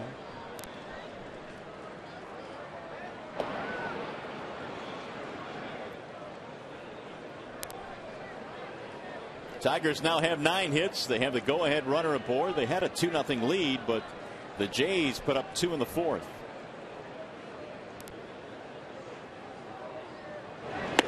Inside and high, 2-0. There it is. Johnny is my homie. Now that is creative. Here's Bruce Walton, the pitching coach, out now. Well, Bruce Walton wants to make sure that the youngster follows the lead of his catcher Molina here. He does not want any mistakes. Peralta has done a lot of damage already this year. He has 12 homers, and he's sitting in a really good fastball count right now. Perez warming up in the bullpen, the lefty for the Toronto Blue Jays.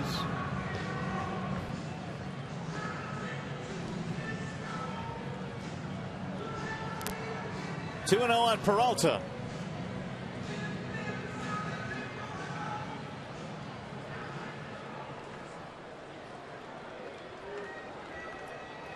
Single and a strikeout tonight for Peralta.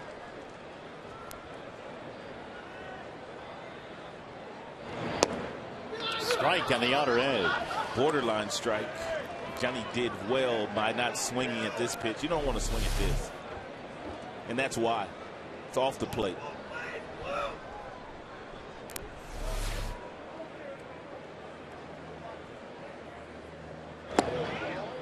Again out there for strike 2.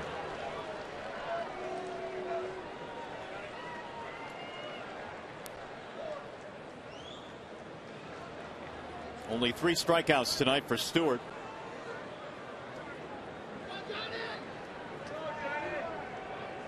This will be his 100th pitch of the night. And it's rolled toward third, deep behind the bag. Nix to second one. No relay. Hill could not get rid of it. The runner Ordonez bearing down on it.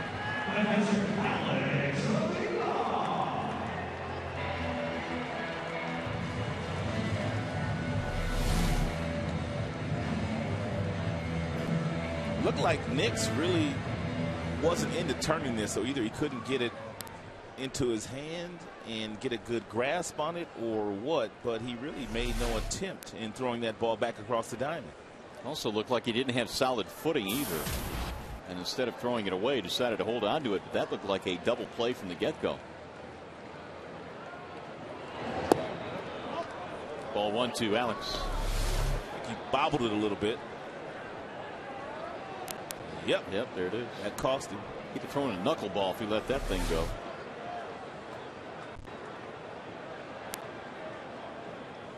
So Avila will try and make him pay. Alex is 1 for 2.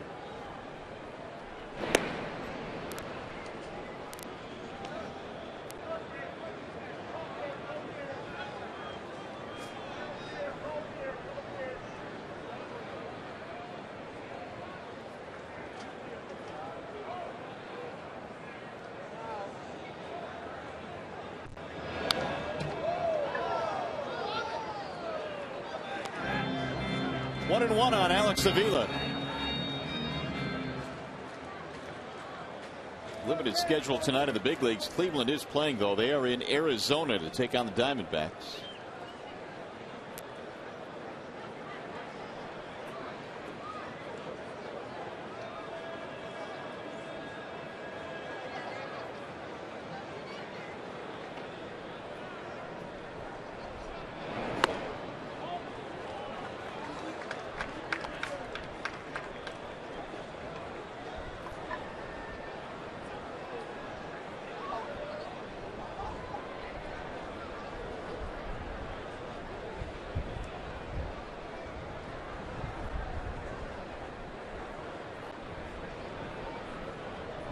And the 2-1.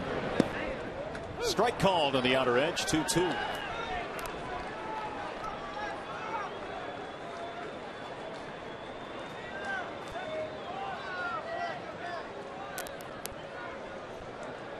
Four pitches now for Zach Stewart.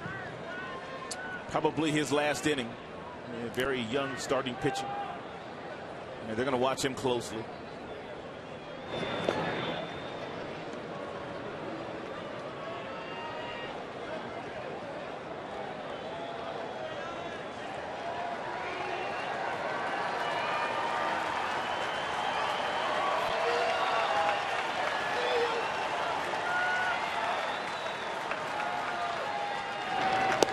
Swing and a miss. Avila is out of there on strikes, and the inning is over. 4 strikeouts for Zach Stewart, and we go to the 7th.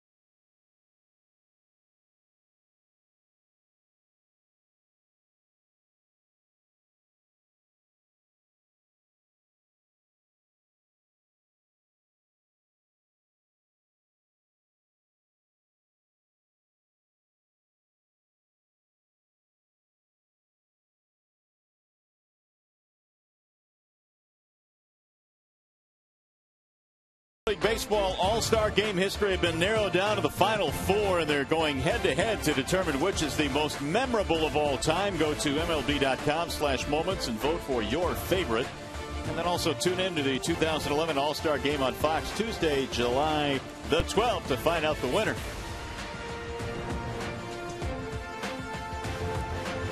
It is the 7th inning here at Comerica Park in this makeup game between the Tigers and the Toronto Blue Jays. 2-2 is our score. Patterson will bunt. He will bunt for a base hit on occasion. Patterson, Molina, and Nix. And here's a drag bunt first base side. Cabrera bobbled it. And it looked like Rayburn was going to get there in time to record the out, but Cabby couldn't field it cleanly. So the leadoff man is support. That'll go as an infield hit. They're going to give him a hit. He might have had a play here if he fields it cleanly. I don't know if he gets it to Rayburn or Scherzer, but he has good speed. But I don't know.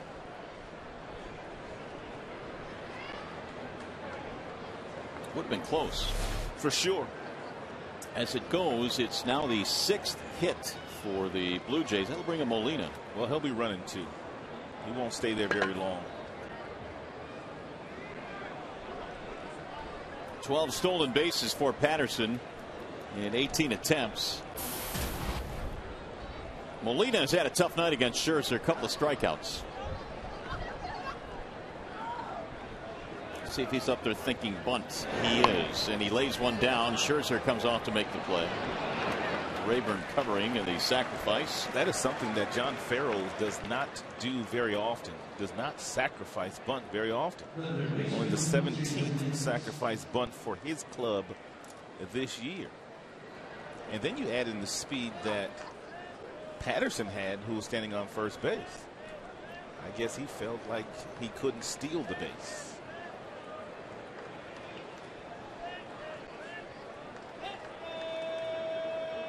Here's Nix.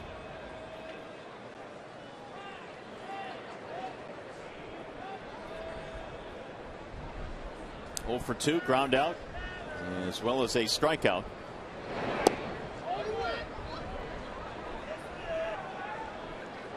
Nix now is 2 for his last 31. So Scherzer right now will have a couple of guys here at the bottom of the lineup, the 8 and 9 guys, who are both struggling offensively mightily.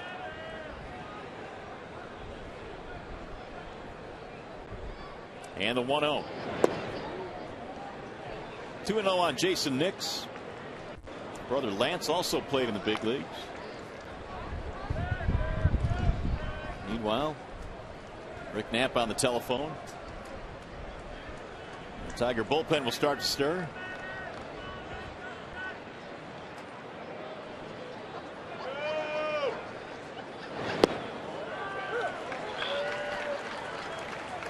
That's what happens when you start looking for a breaking ball, which Nix was looking for there. He got himself a fastball that was right down the middle, and he took it.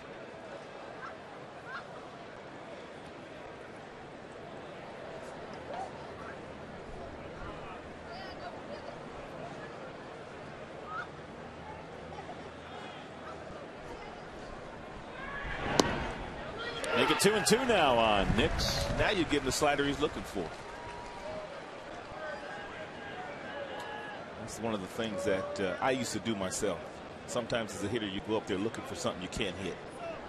In this case, Nix looking for a couple of breaking balls, and he got 2 fastballs with a runner in scoring position and didn't take the bat off his shoulder.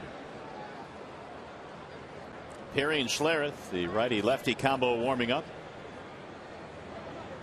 I think Avila wanted another fastball right there, and Scherzer doesn't want to throw a fastball. He wants to throw a breaking ball. We'll see who wins. Who do you think is going to win? Ultimately, I think the pitcher usually wins because he's the one in control.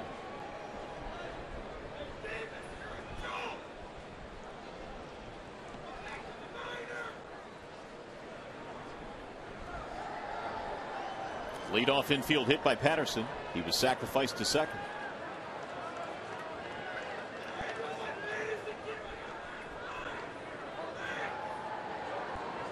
And the 2-2. Down there to block it is Avila as he slides over on his shin guards. 3-2. Scherzer won. You're right.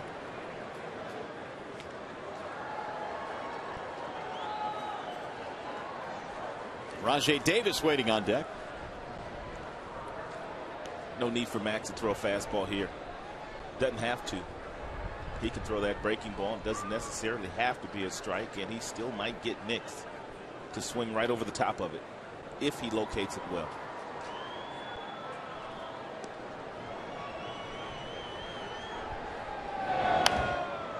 Popped him up.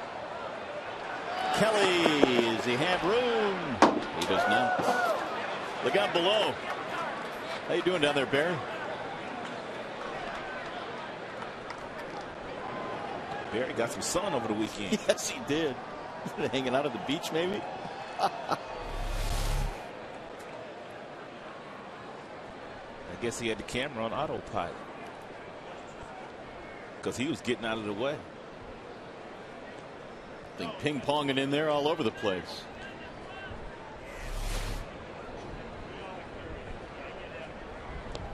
Three and two.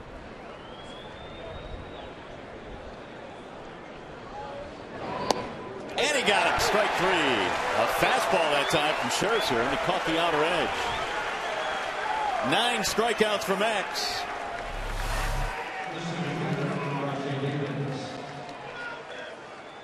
Good pitch. Yes, it was. That equals a season high in the strikeout category for Scherzer. He struck out 9 Yankees back in early May. His career high remains 14.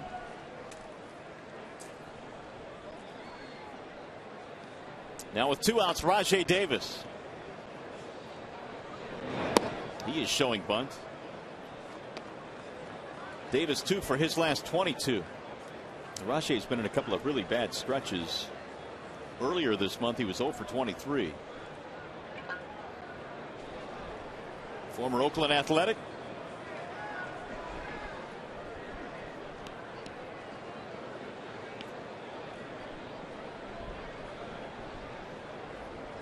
Here's the 1-0. 1 ball, 1 strike. What is he doing with 2 outs? I was just about to ask you the same question. That did not look like he was bunting for a base hit. No, it looked like a sacrifice. I assume he knows how many outs there are.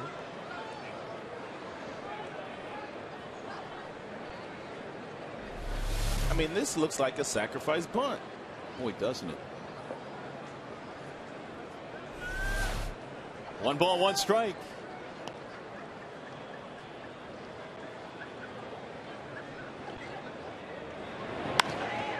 Popped him up. Kelly appears to have room for this one. He's drifting. And he makes the catch.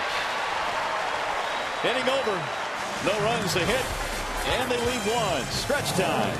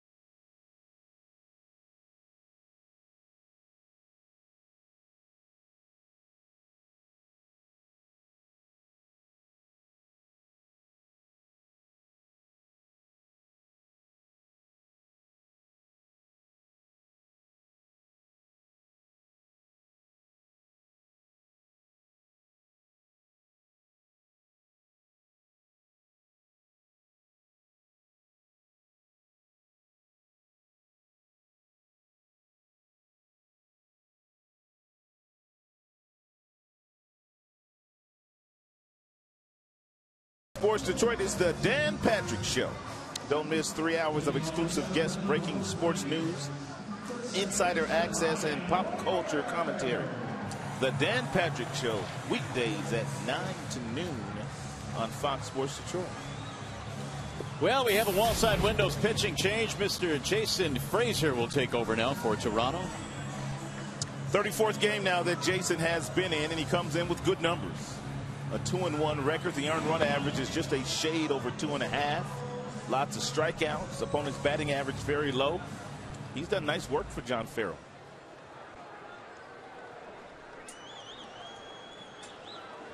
Two 9-0 for Detroit. 2-6-0 for the Toronto Blue Jays. Ryan Rayburn leads it off. Rayburn, Dirks, and Kelly.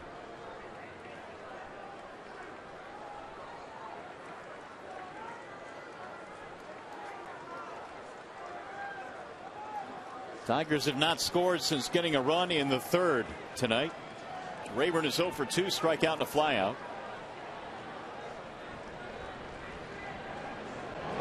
Swing and a miss, 0-1.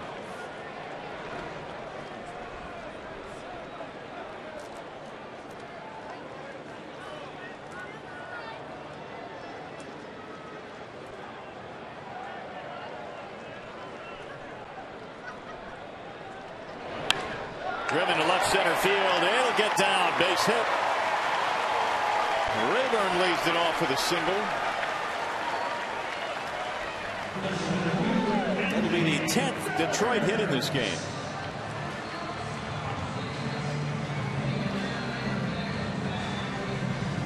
It'll bring up Andy Dirks. It's a bunting situation, obviously, for the Tigers, but Jim, sometimes when he thinks the other manager is looking for the bunt, he'll allow that hitter to take one swing. And if for whatever reason Dirks does come up empty on the one swing that he gives him, then he'll put the sacrifice bunt on. But we'll see.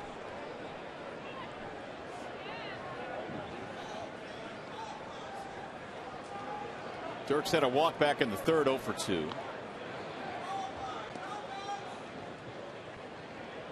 Good to see Rayburn get that base hit. Ryan's first hit of the night. He had dipped below 200 entering tonight's game.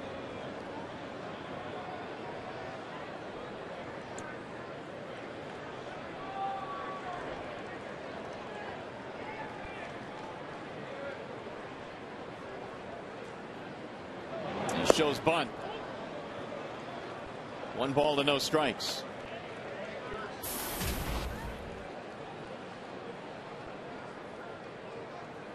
Dirks a long look down at Gene Lamont in the box at third. Trying to get Rayburn up to second base. 2-2 game in the 7th.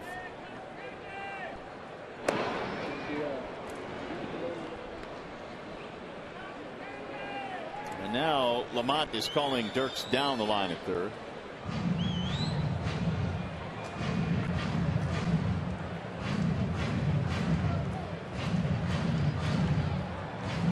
Gino do this every now and then, which tends to make you believe he might be swinging. They play games.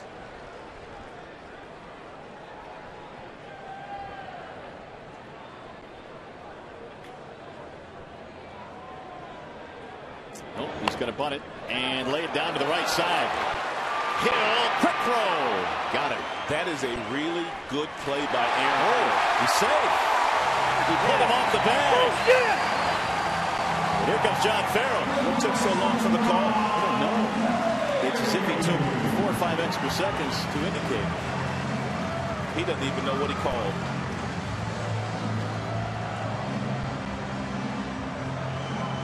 Oh, now they're calling him out. He didn't even see it. What in the world? He had to get help from Alfonso Marquez, the home plate umpire. Now he's going to explain it to Jim. He was way out. What didn't he see? I don't know. He wasn't screened. I have no idea. He's right there. Guess he had a Jim Joyce moment. Oh, man, Jim Leyland's fired up about this, too. He's thinking, how can the guy who's 5 feet away from the play call him safe and then have it reverse? Well, once Jim goes in and looks at it, he'll realize that the right call is made. I think he probably realizes he was out, but he's fired up about the fact that he was originally called safe and they overruled it. Because he clearly was out. Don't give yourself an ulcer over that, Jim. He's halfway there.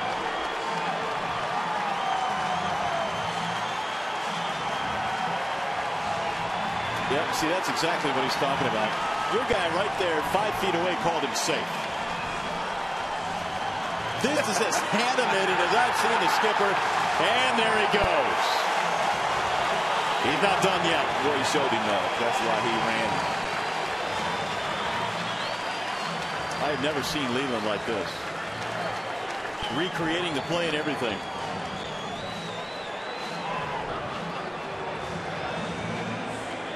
That's Ed Rapuano, first base umpire.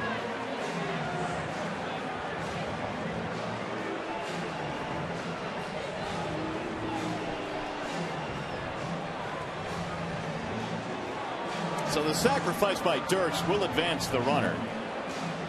And Jim Leyland continues to argue.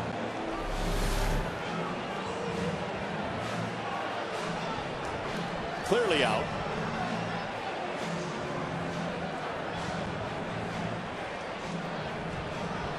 But no indication was given. Well, when he made these hand gestures. That's when he got ran.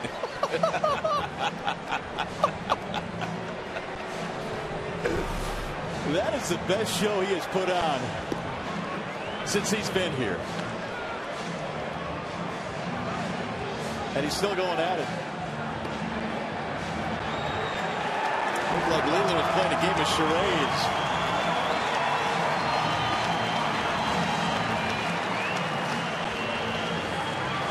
Ed Waparano is the first base umpire, and he's the one that made that call. He got some help from Marquez. And Leland's getting a standing O for this as he finally leaves Waparano. He got something from Mr. Marquez, too? Yes, he does. Oh, man, this is some kind of show tonight. Who needs the fireworks? Leland going off.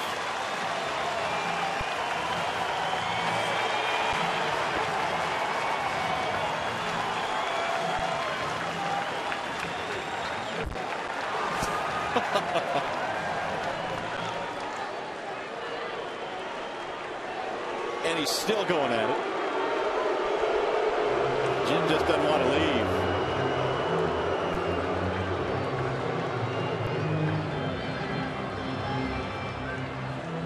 So again, it goes as a sacrifice. Ultimately, the right call was made in the situation. I guess that's the most important thing. So Rayburn is at second with one out.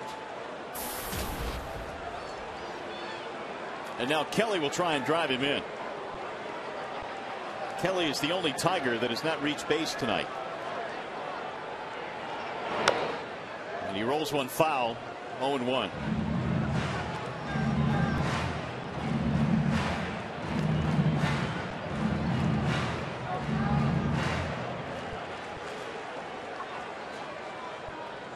Kelly hit into a double play back in the third, a fly ball and a strikeout his other two times.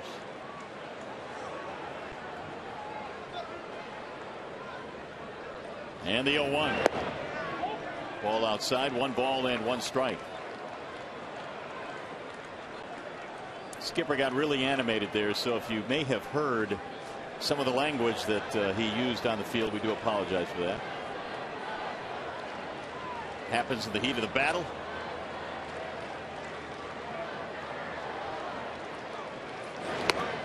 And that one just missed. 2-1. I thought the fireworks were supposed to start at 10 o'clock tonight. That's what I thought, too.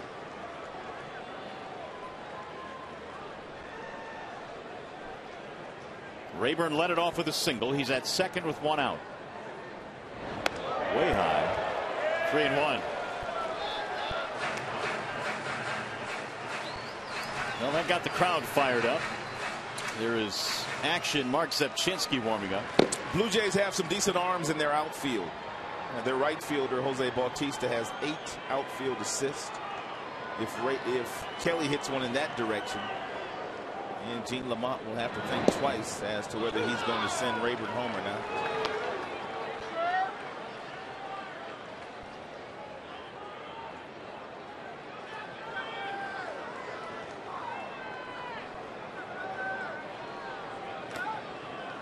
Bosch on deck.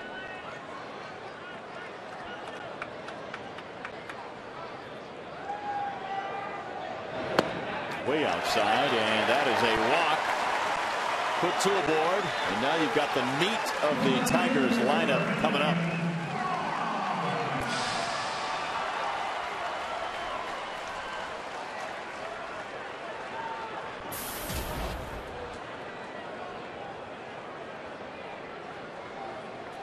Bosch has a couple of hits in this game, a double, a single. He has scored a run.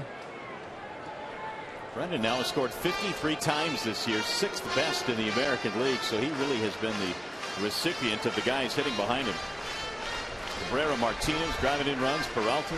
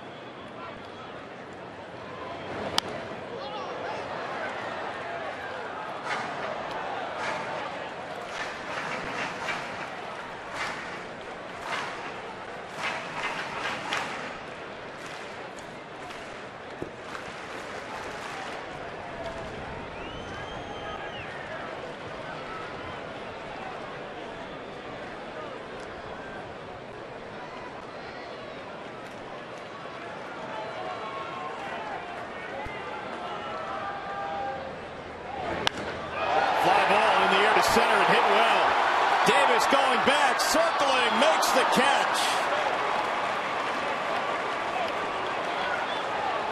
He hit it a ton. It was swirling out there in center field, and Bosch has nothing to show for it.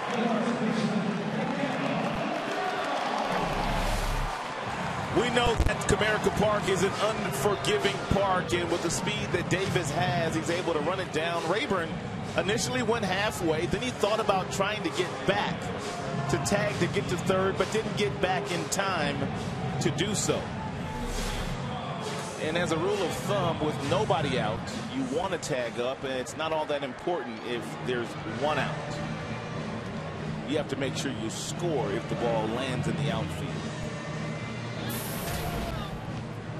So Cabrera coming up. And Bruce Walton going out to have a chat with Frazier.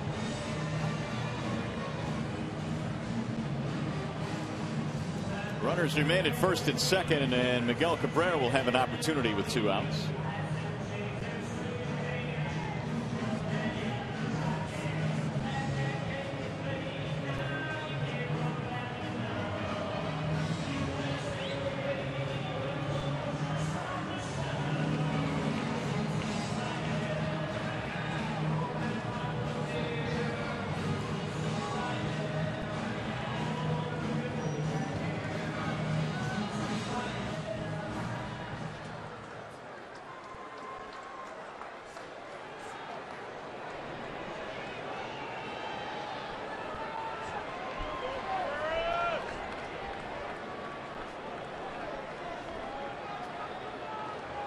You saw Cabby's numbers, 7th inning or later.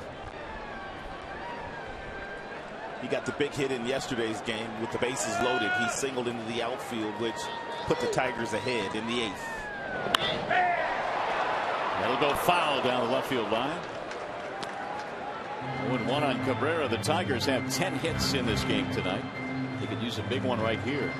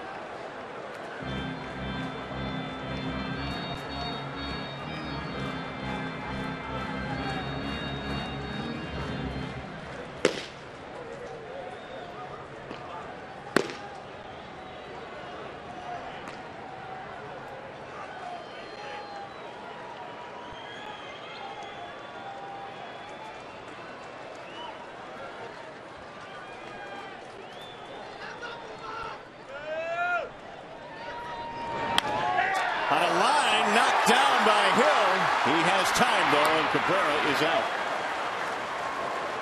That'll end the inning. So the Tigers threaten but do not score. Fireworks happening early at the ballpark tonight. Jim Leyland getting tossed. Not before he put on a show.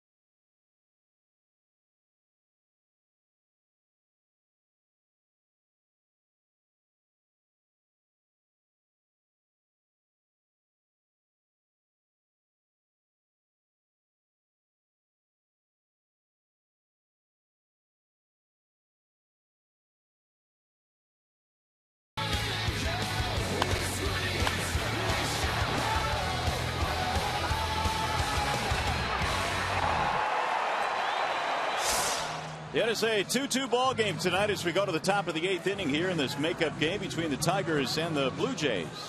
Scherzer dealt tonight. As a matter of fact, he has turned in some of his better work this year against the Blue Jays hitters. He had 9 strikeouts in the game. He was really commanding his fastball well on the outer edges early in this game. Also changing some eye levels by going up in the strike zone. Then he started throwing the changeup and the breaking ball to get some out. So Max pitched well enough to win here tonight, but not going to factor in the decision. Joaquin Benoit will take over now for the Detroit Tigers, and he'll face Yunel Escobar, the top of the lineup coming up for Toronto. Yeah, Joaquin pitching in his 33rd game with 1 win, 3 losses. The earned run average is under 5 now, and he continues to pitch better. In the last 15 games he's been in, the earned run average is 1.32. So he has straightened out some things. Jim Leyland mentioning before the game today that someone asked him, is he looking more like the guy that you saw last year? And he said, well, I didn't expect that guy. I mean, that was just one of those magical years. But Joaquin, after a couple of rough patches, has seemingly straightened that out. And his job now is to keep it a 2-2 game as we play here in the 8th. Strike called on Escobar. Thames and then Bautista. 2 runs on 10 Detroit hits, 2 runs on 6 hits for the Jays.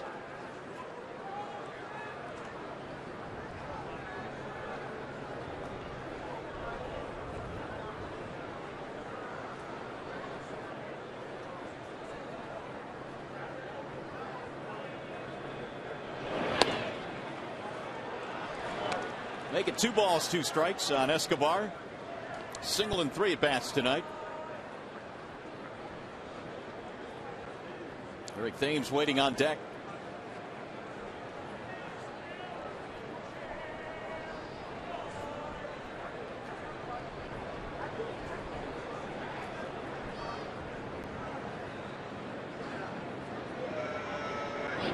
Way outside, 3-2.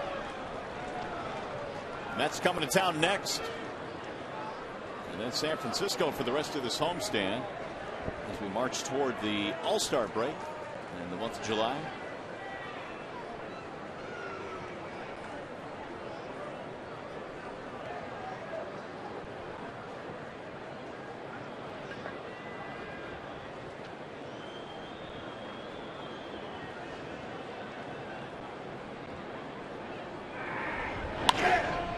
On the ground to second base on a hop for Rayburn.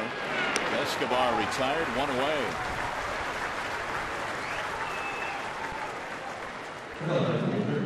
They bring up Eric Thames.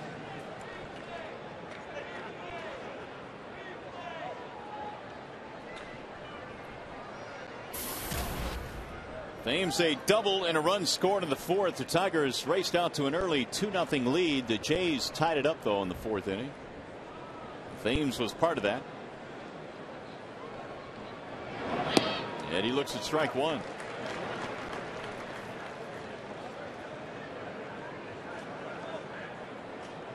Tiger bullpen ERA is 4.46. The starters have an ERA of under 4. Tipped it into the glove for strike 2.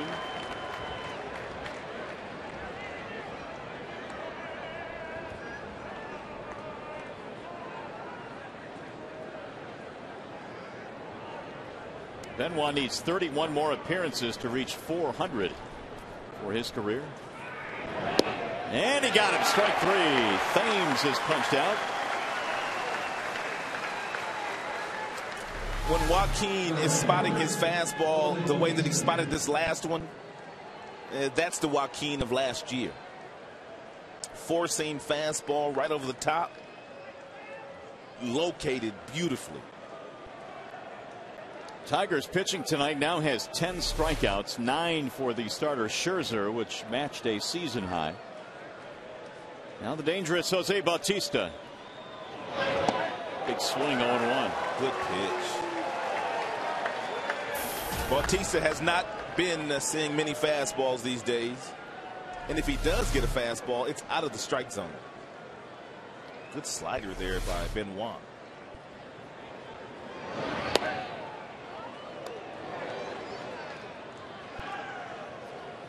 Bautista, one of those guys that stands right on top of the plate.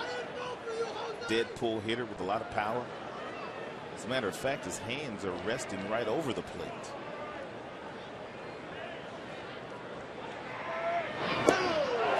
One and two.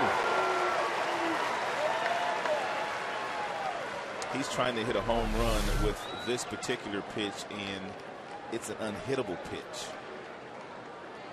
He doesn't get cheated. Well, Benoit has him set up 1-2. Bautista a double in this game. And it's pulled on the ground right by a diving Don Kelly. Bautista taking a wide turn. He thought about going. That's the one thing about Bautista, and I pointed out the fact that he stands right on top of the plate. This ball is on the outer edges of home plate because he's right on top of the dish. We're going to see if we can freeze it on contact. That ball is away from him. Most guys hit that ball the opposite way. He hit a bullet right past Don Kelly.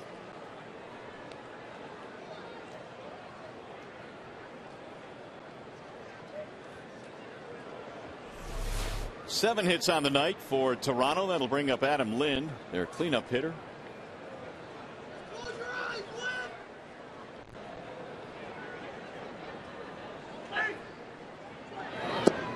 And he looks at strike one.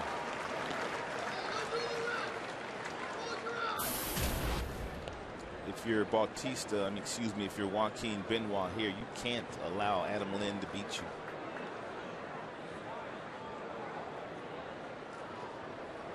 Lind homered back in the fourth, a solo shot off Scherzer.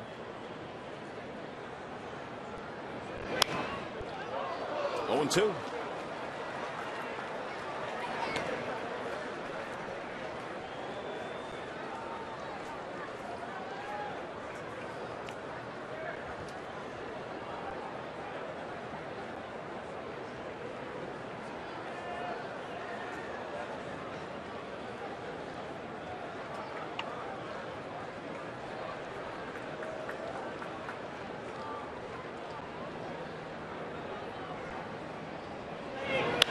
Ground ball to second.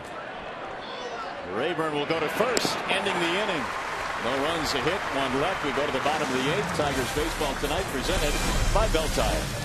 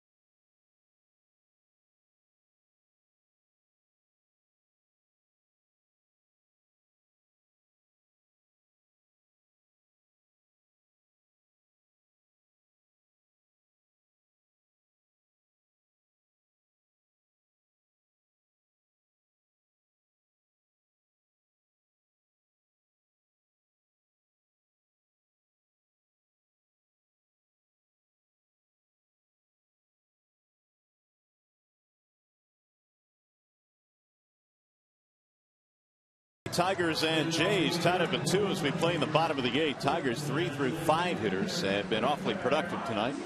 Scherzer went 7, gave up 2 earned runs and fanned 9, and Lind with a solo home run in the 4th inning, and that was a big home run because it tied it, and we have been tied since. New pitcher on now for Toronto. That would be Mark Zepchinski. Zepchinski has gotten quite a bit of work this year out of that bullpen for the Toronto Blue Jays, pitching in his 36th game.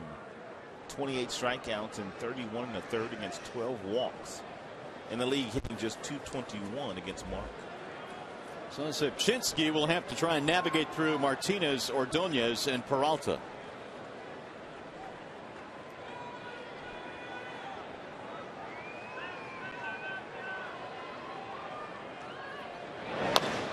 Chopper hit back up the middle. Hill on the charge. One pitch, one out.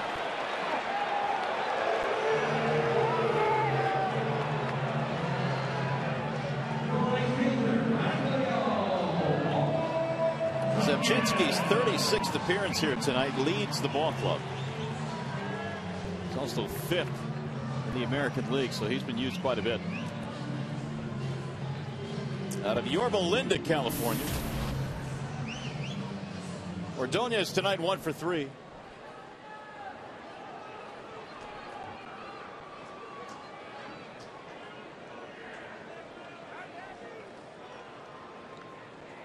Maglio a single for 3. The single coming in the 6th.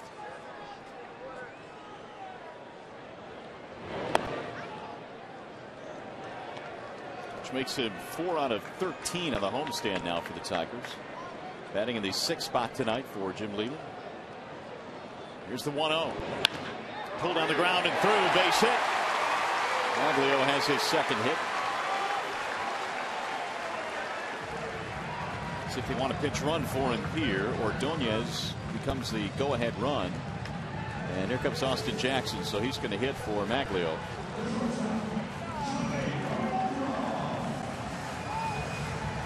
$11 Tigers hits in this game now.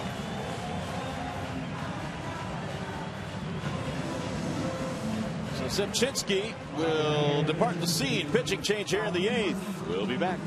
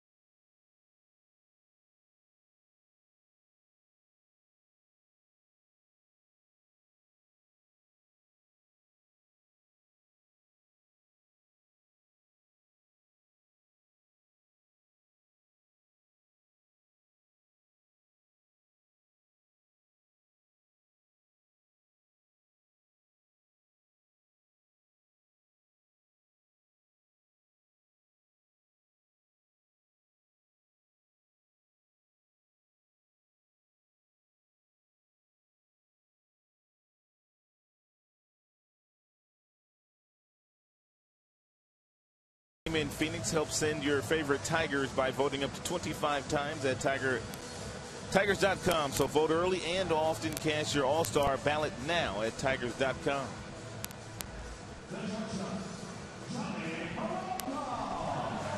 New pitcher on for the Blue Jays is right-hander Sean Camp.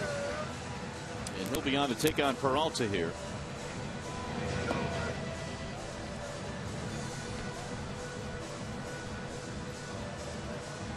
Tigers getting the 1-out single from Maglio Ordonez. Austin Jackson coming out a pinch run for him at first base. There's Austin.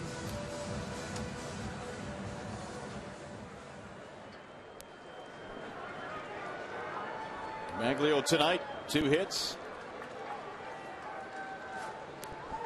Peralta meanwhile is 1 for 3.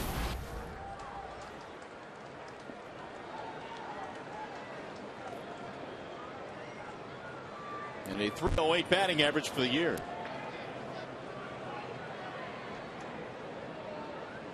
Jackson's got a big lead over at first. Big swing, 0-1.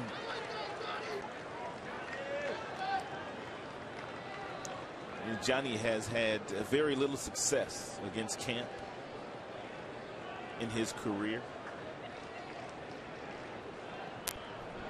Not a bad time to start moving those numbers up.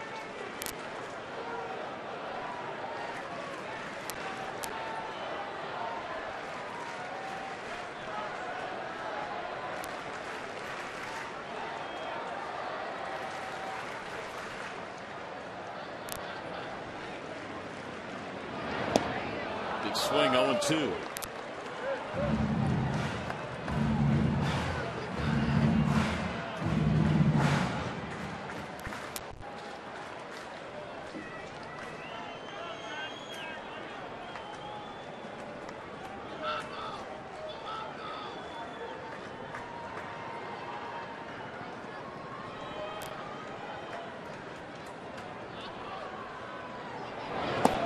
Runner going. Here's the throw. He's safe at second base. Ooh, was it close? What a late slide by Austin. Oh, my goodness. Molina threw a BB down there at second. Jackson beat it out. And he looks like he's scuffed up a bit. I didn't think Jackson would run. Man, that was a slow breaking ball, but a very accurate throw by Molina. But that hard slide by Jackson, he just slid too late.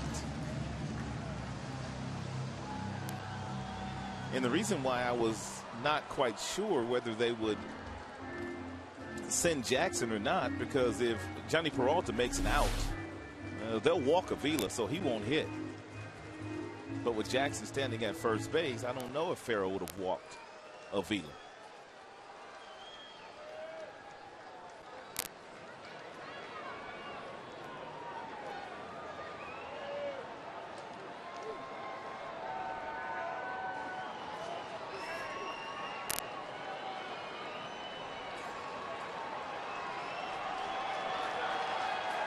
And the 1-2. Driven to right field. Sinking. That ball is going to get by the right fielder Bautista. Johnny Peralta might be able to score on this. He's coming to third. Nope, they're going to stop him. A sliding attempt by Bautista. And the Tigers have taken the lead. Bautista lost that ball in the lights, looks like. Tigers will take it. It's our Bell Tire pitch by pitch. Johnny Peralta with no success whatsoever against Camp, but he gets a ball with 2 strikes that stays up, and it looks like right there got caught in the lights by Bautista, and Peralta was off and running and ended up with a triple. And now Avila will be walked. Rajai Davis on a dead sprint ran that ball down. Avila wasn't going to hit in this inning no matter what. 3-2 ball game. The Tigers have their 12th hit of the game. Well, Tigers did their damage yesterday in the 8th inning against the Arizona Diamondbacks, and they're at it again here tonight.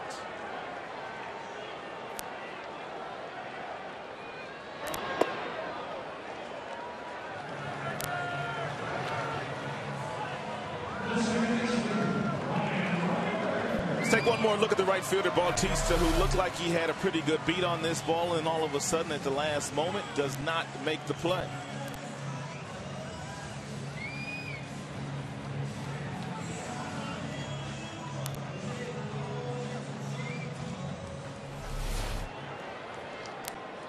So after the intentional walk, still only 1 out. Ryan Rayburn coming up.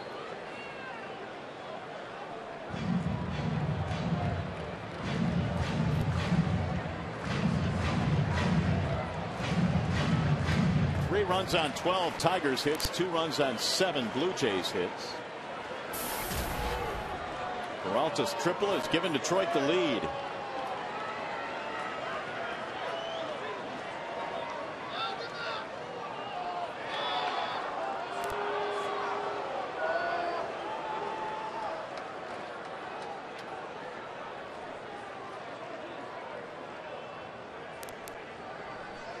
Infield in for Toronto.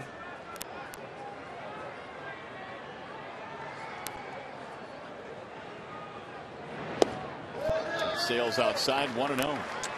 Jim has been kicked out of this game, which means Lloyd McClendon is managing the club from the dugout.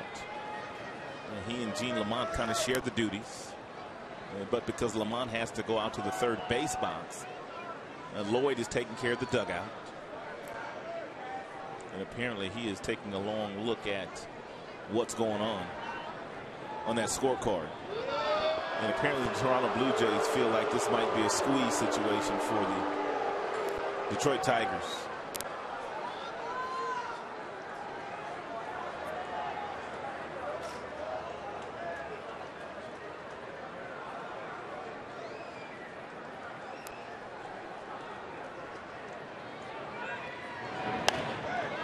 Back out of play. 1 ball and 1 strike on Rayburn. Rayburn would love to have that one back. A little hanging breaking ball from Camp.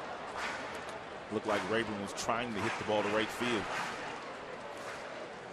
which is not all bad when you have a runner on third, less than 2 outs. You want to hit a fly ball deep enough to the right fielder to score that run, which means you're staying on the baseball, not trying to do too much.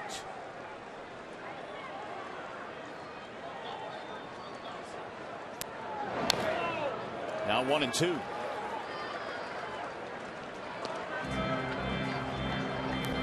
Andy Dirks on deck. Tigers would like to get an insurance run. They have Jose Valverde warming up in the bullpen.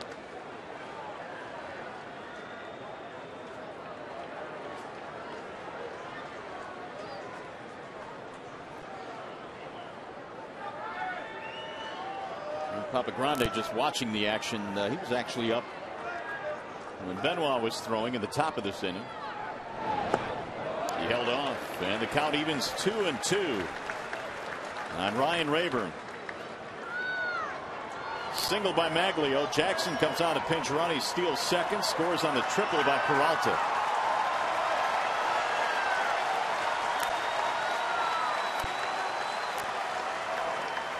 And the 2-2, a ground ball. They're going to try and turn 2. There's 1 and safe at first base. Score the run, make it 4-2.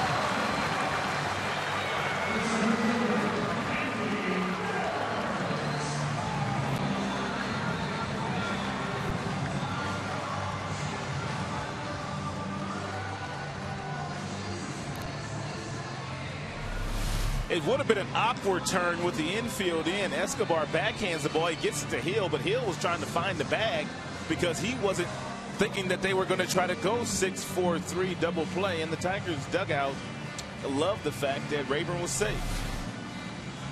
That gives the Tigers an insurance run. That means Camp is out of the game. Another pitching change. 4-2. We'll be coming back.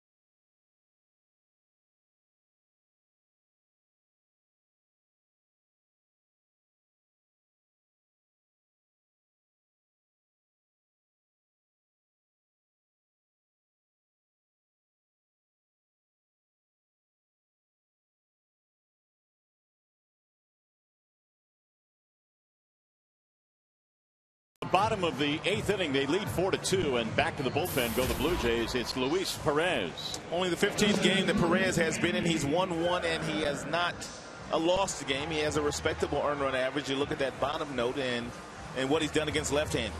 Sub 200 batting average against Perez for left-handed bats. And Andy Dirks will be the first left-handed bat he sees.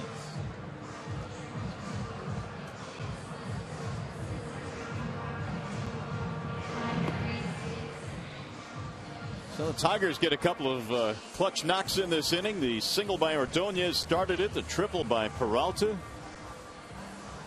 Ground ball by Rayburn scores a run. They almost turned 2 on that ground ball, but it is a 4-2 ball game now. And Dirks comes on to face Luis Perez, who hails from the Dominican Republic. First shot at pitching in the big leagues this year. And here is Dirks. When we get to the 9th inning, Hill, Patterson, and Molina due up for the Blue Jays.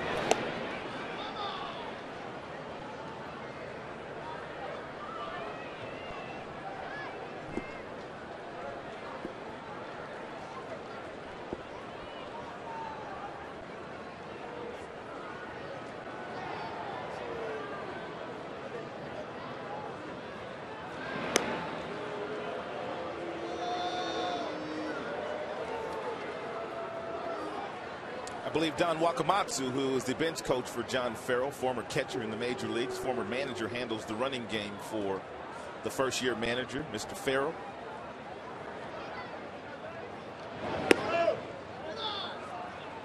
One ball, no strikes. So usually when you see the pitcher throwing over to first base, it's because a sign has been relayed by the bench coach to the catcher.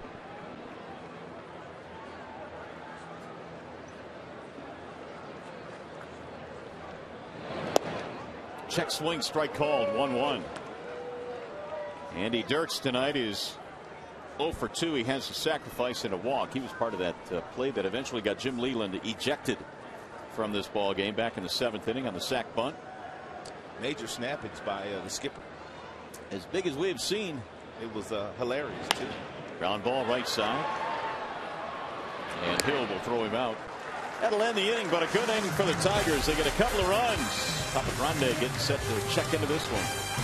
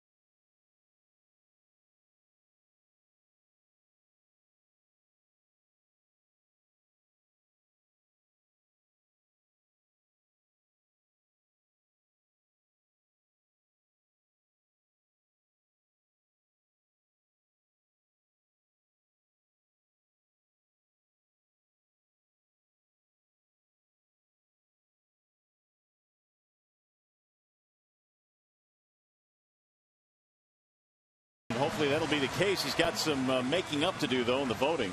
But right now, the important numbers are 4-2 in favor of Detroit as we go to the 9th inning. Last call for the Jays. And a plethora of changes now for the Tigers. Dirks will move to left field in place of Bosch. Jackson stays in the game at center field, and Don Kelly will go from third to right. Brandon Inge will take over at third base, and Santiago is now playing second base. And your new pitcher is Jose Valverde. He has not blown a save this year. Yeah, he is converted 17 of 17.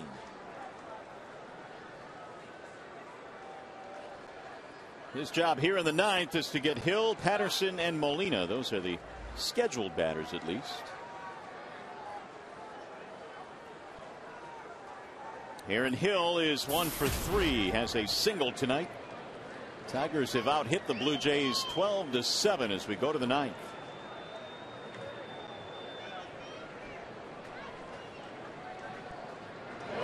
First pitch up and in. 1-0 on Mr. Hill.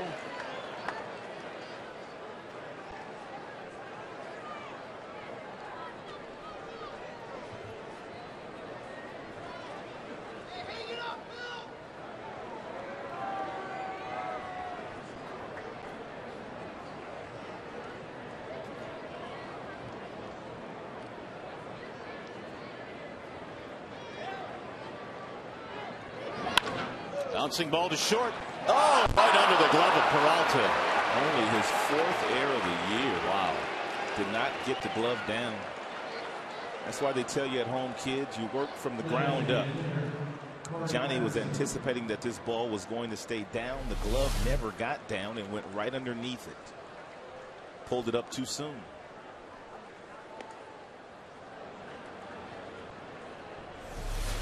Leadoff man is on. The first error of the ball game for the Tigers. That'll bring up Corey Patterson.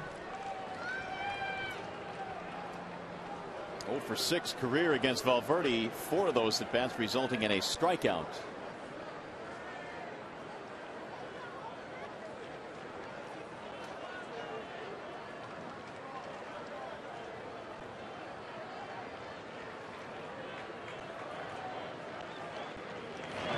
Swing and a miss. 94 from Papa Grande. Patterson's hit in the 7th inning was of the infield variety.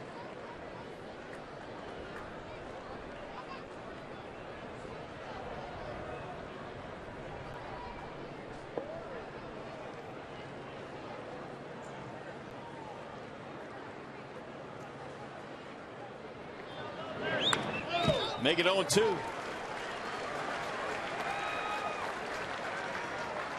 Molina waiting on deck. Hill reaching on the air by the shortstop.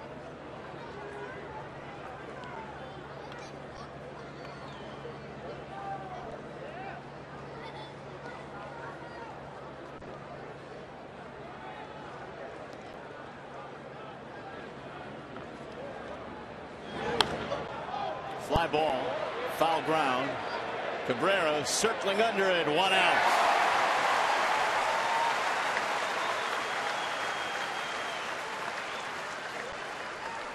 Patterson is dispatched.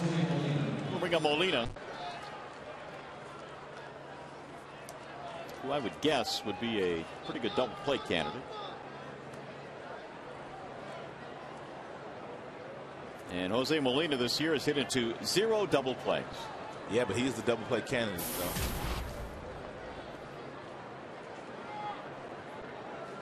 Jose would like to get a ground ball here and go home. 1 on, 1 out. Molina struck out twice against Max Scherzer.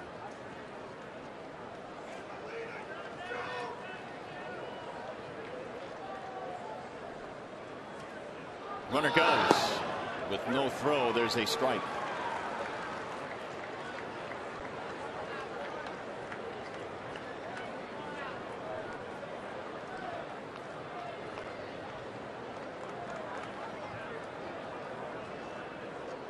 He'll take second base. Double play out of order now.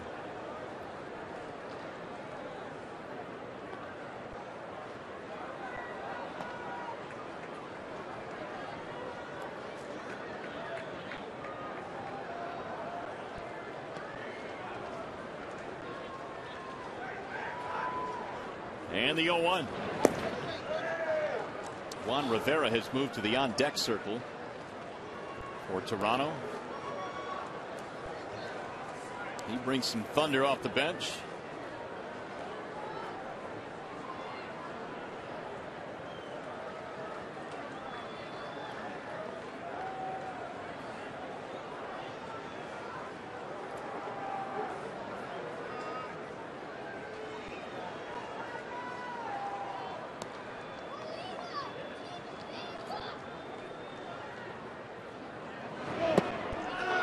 Just inside, 2 balls, 1 strike on Molina. Tigers jump to a 4-2 lead with 2 in the bottom of the 8th.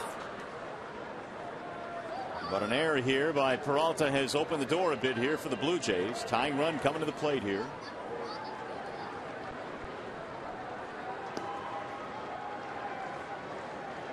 Two and one.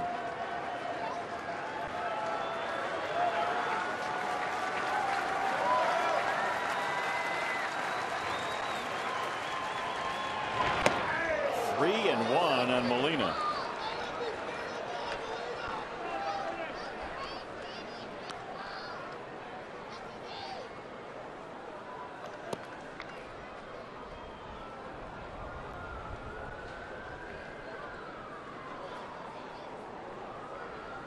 Scherzer started this one. He gave way to Benoit. And now Valverde here in the 9th. Max tonight struck out 9, which equaled a season high.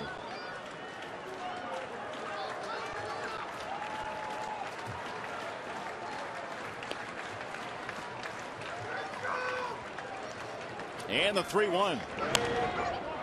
Popped up foul. Back out of play. 3-2 on Molina.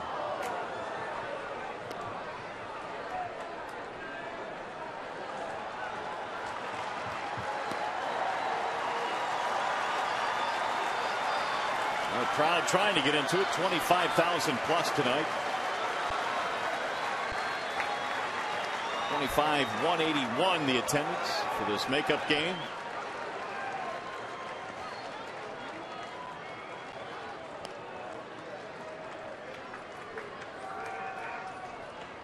And the 3-2. In the air, shallow center field. Jackson coming hard, stretching out, can't get it. It drops in. Molina is aboard at first base, and now the tying runs are aboard with 1 out. Looked like Jackson got there. He had to run a long, long way, but it appeared that he got there, and I think Jackson a little upset with himself. He feels like he should have caught that ball.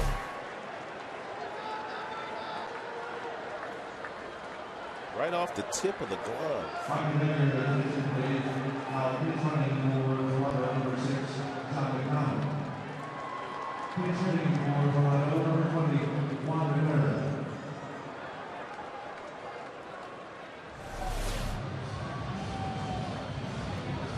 So John McDonald coming off the pinch run. Rivera's going to pinch hit, not before.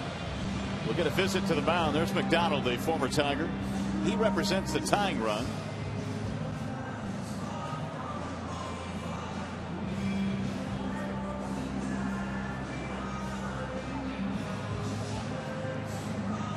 That is the 8th hit of the game for the Blue Jays. In a 4-2 contest, they have runners at first and third.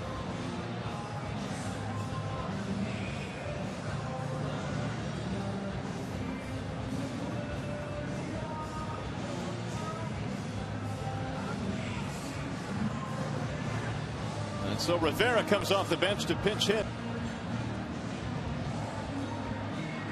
Now he's grounded into a few double plays.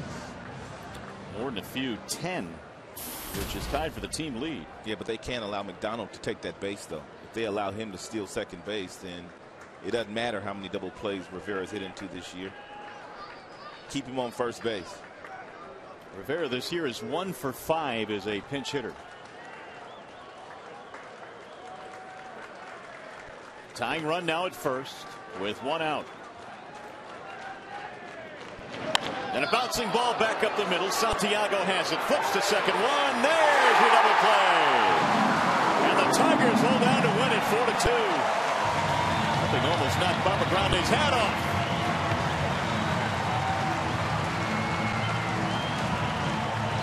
Four, 6-3. And the Tigers win the makeup game and win their 43rd game of the year. There's the final. 4-2 in favor of the Tigers. Back with more from Comerica Park.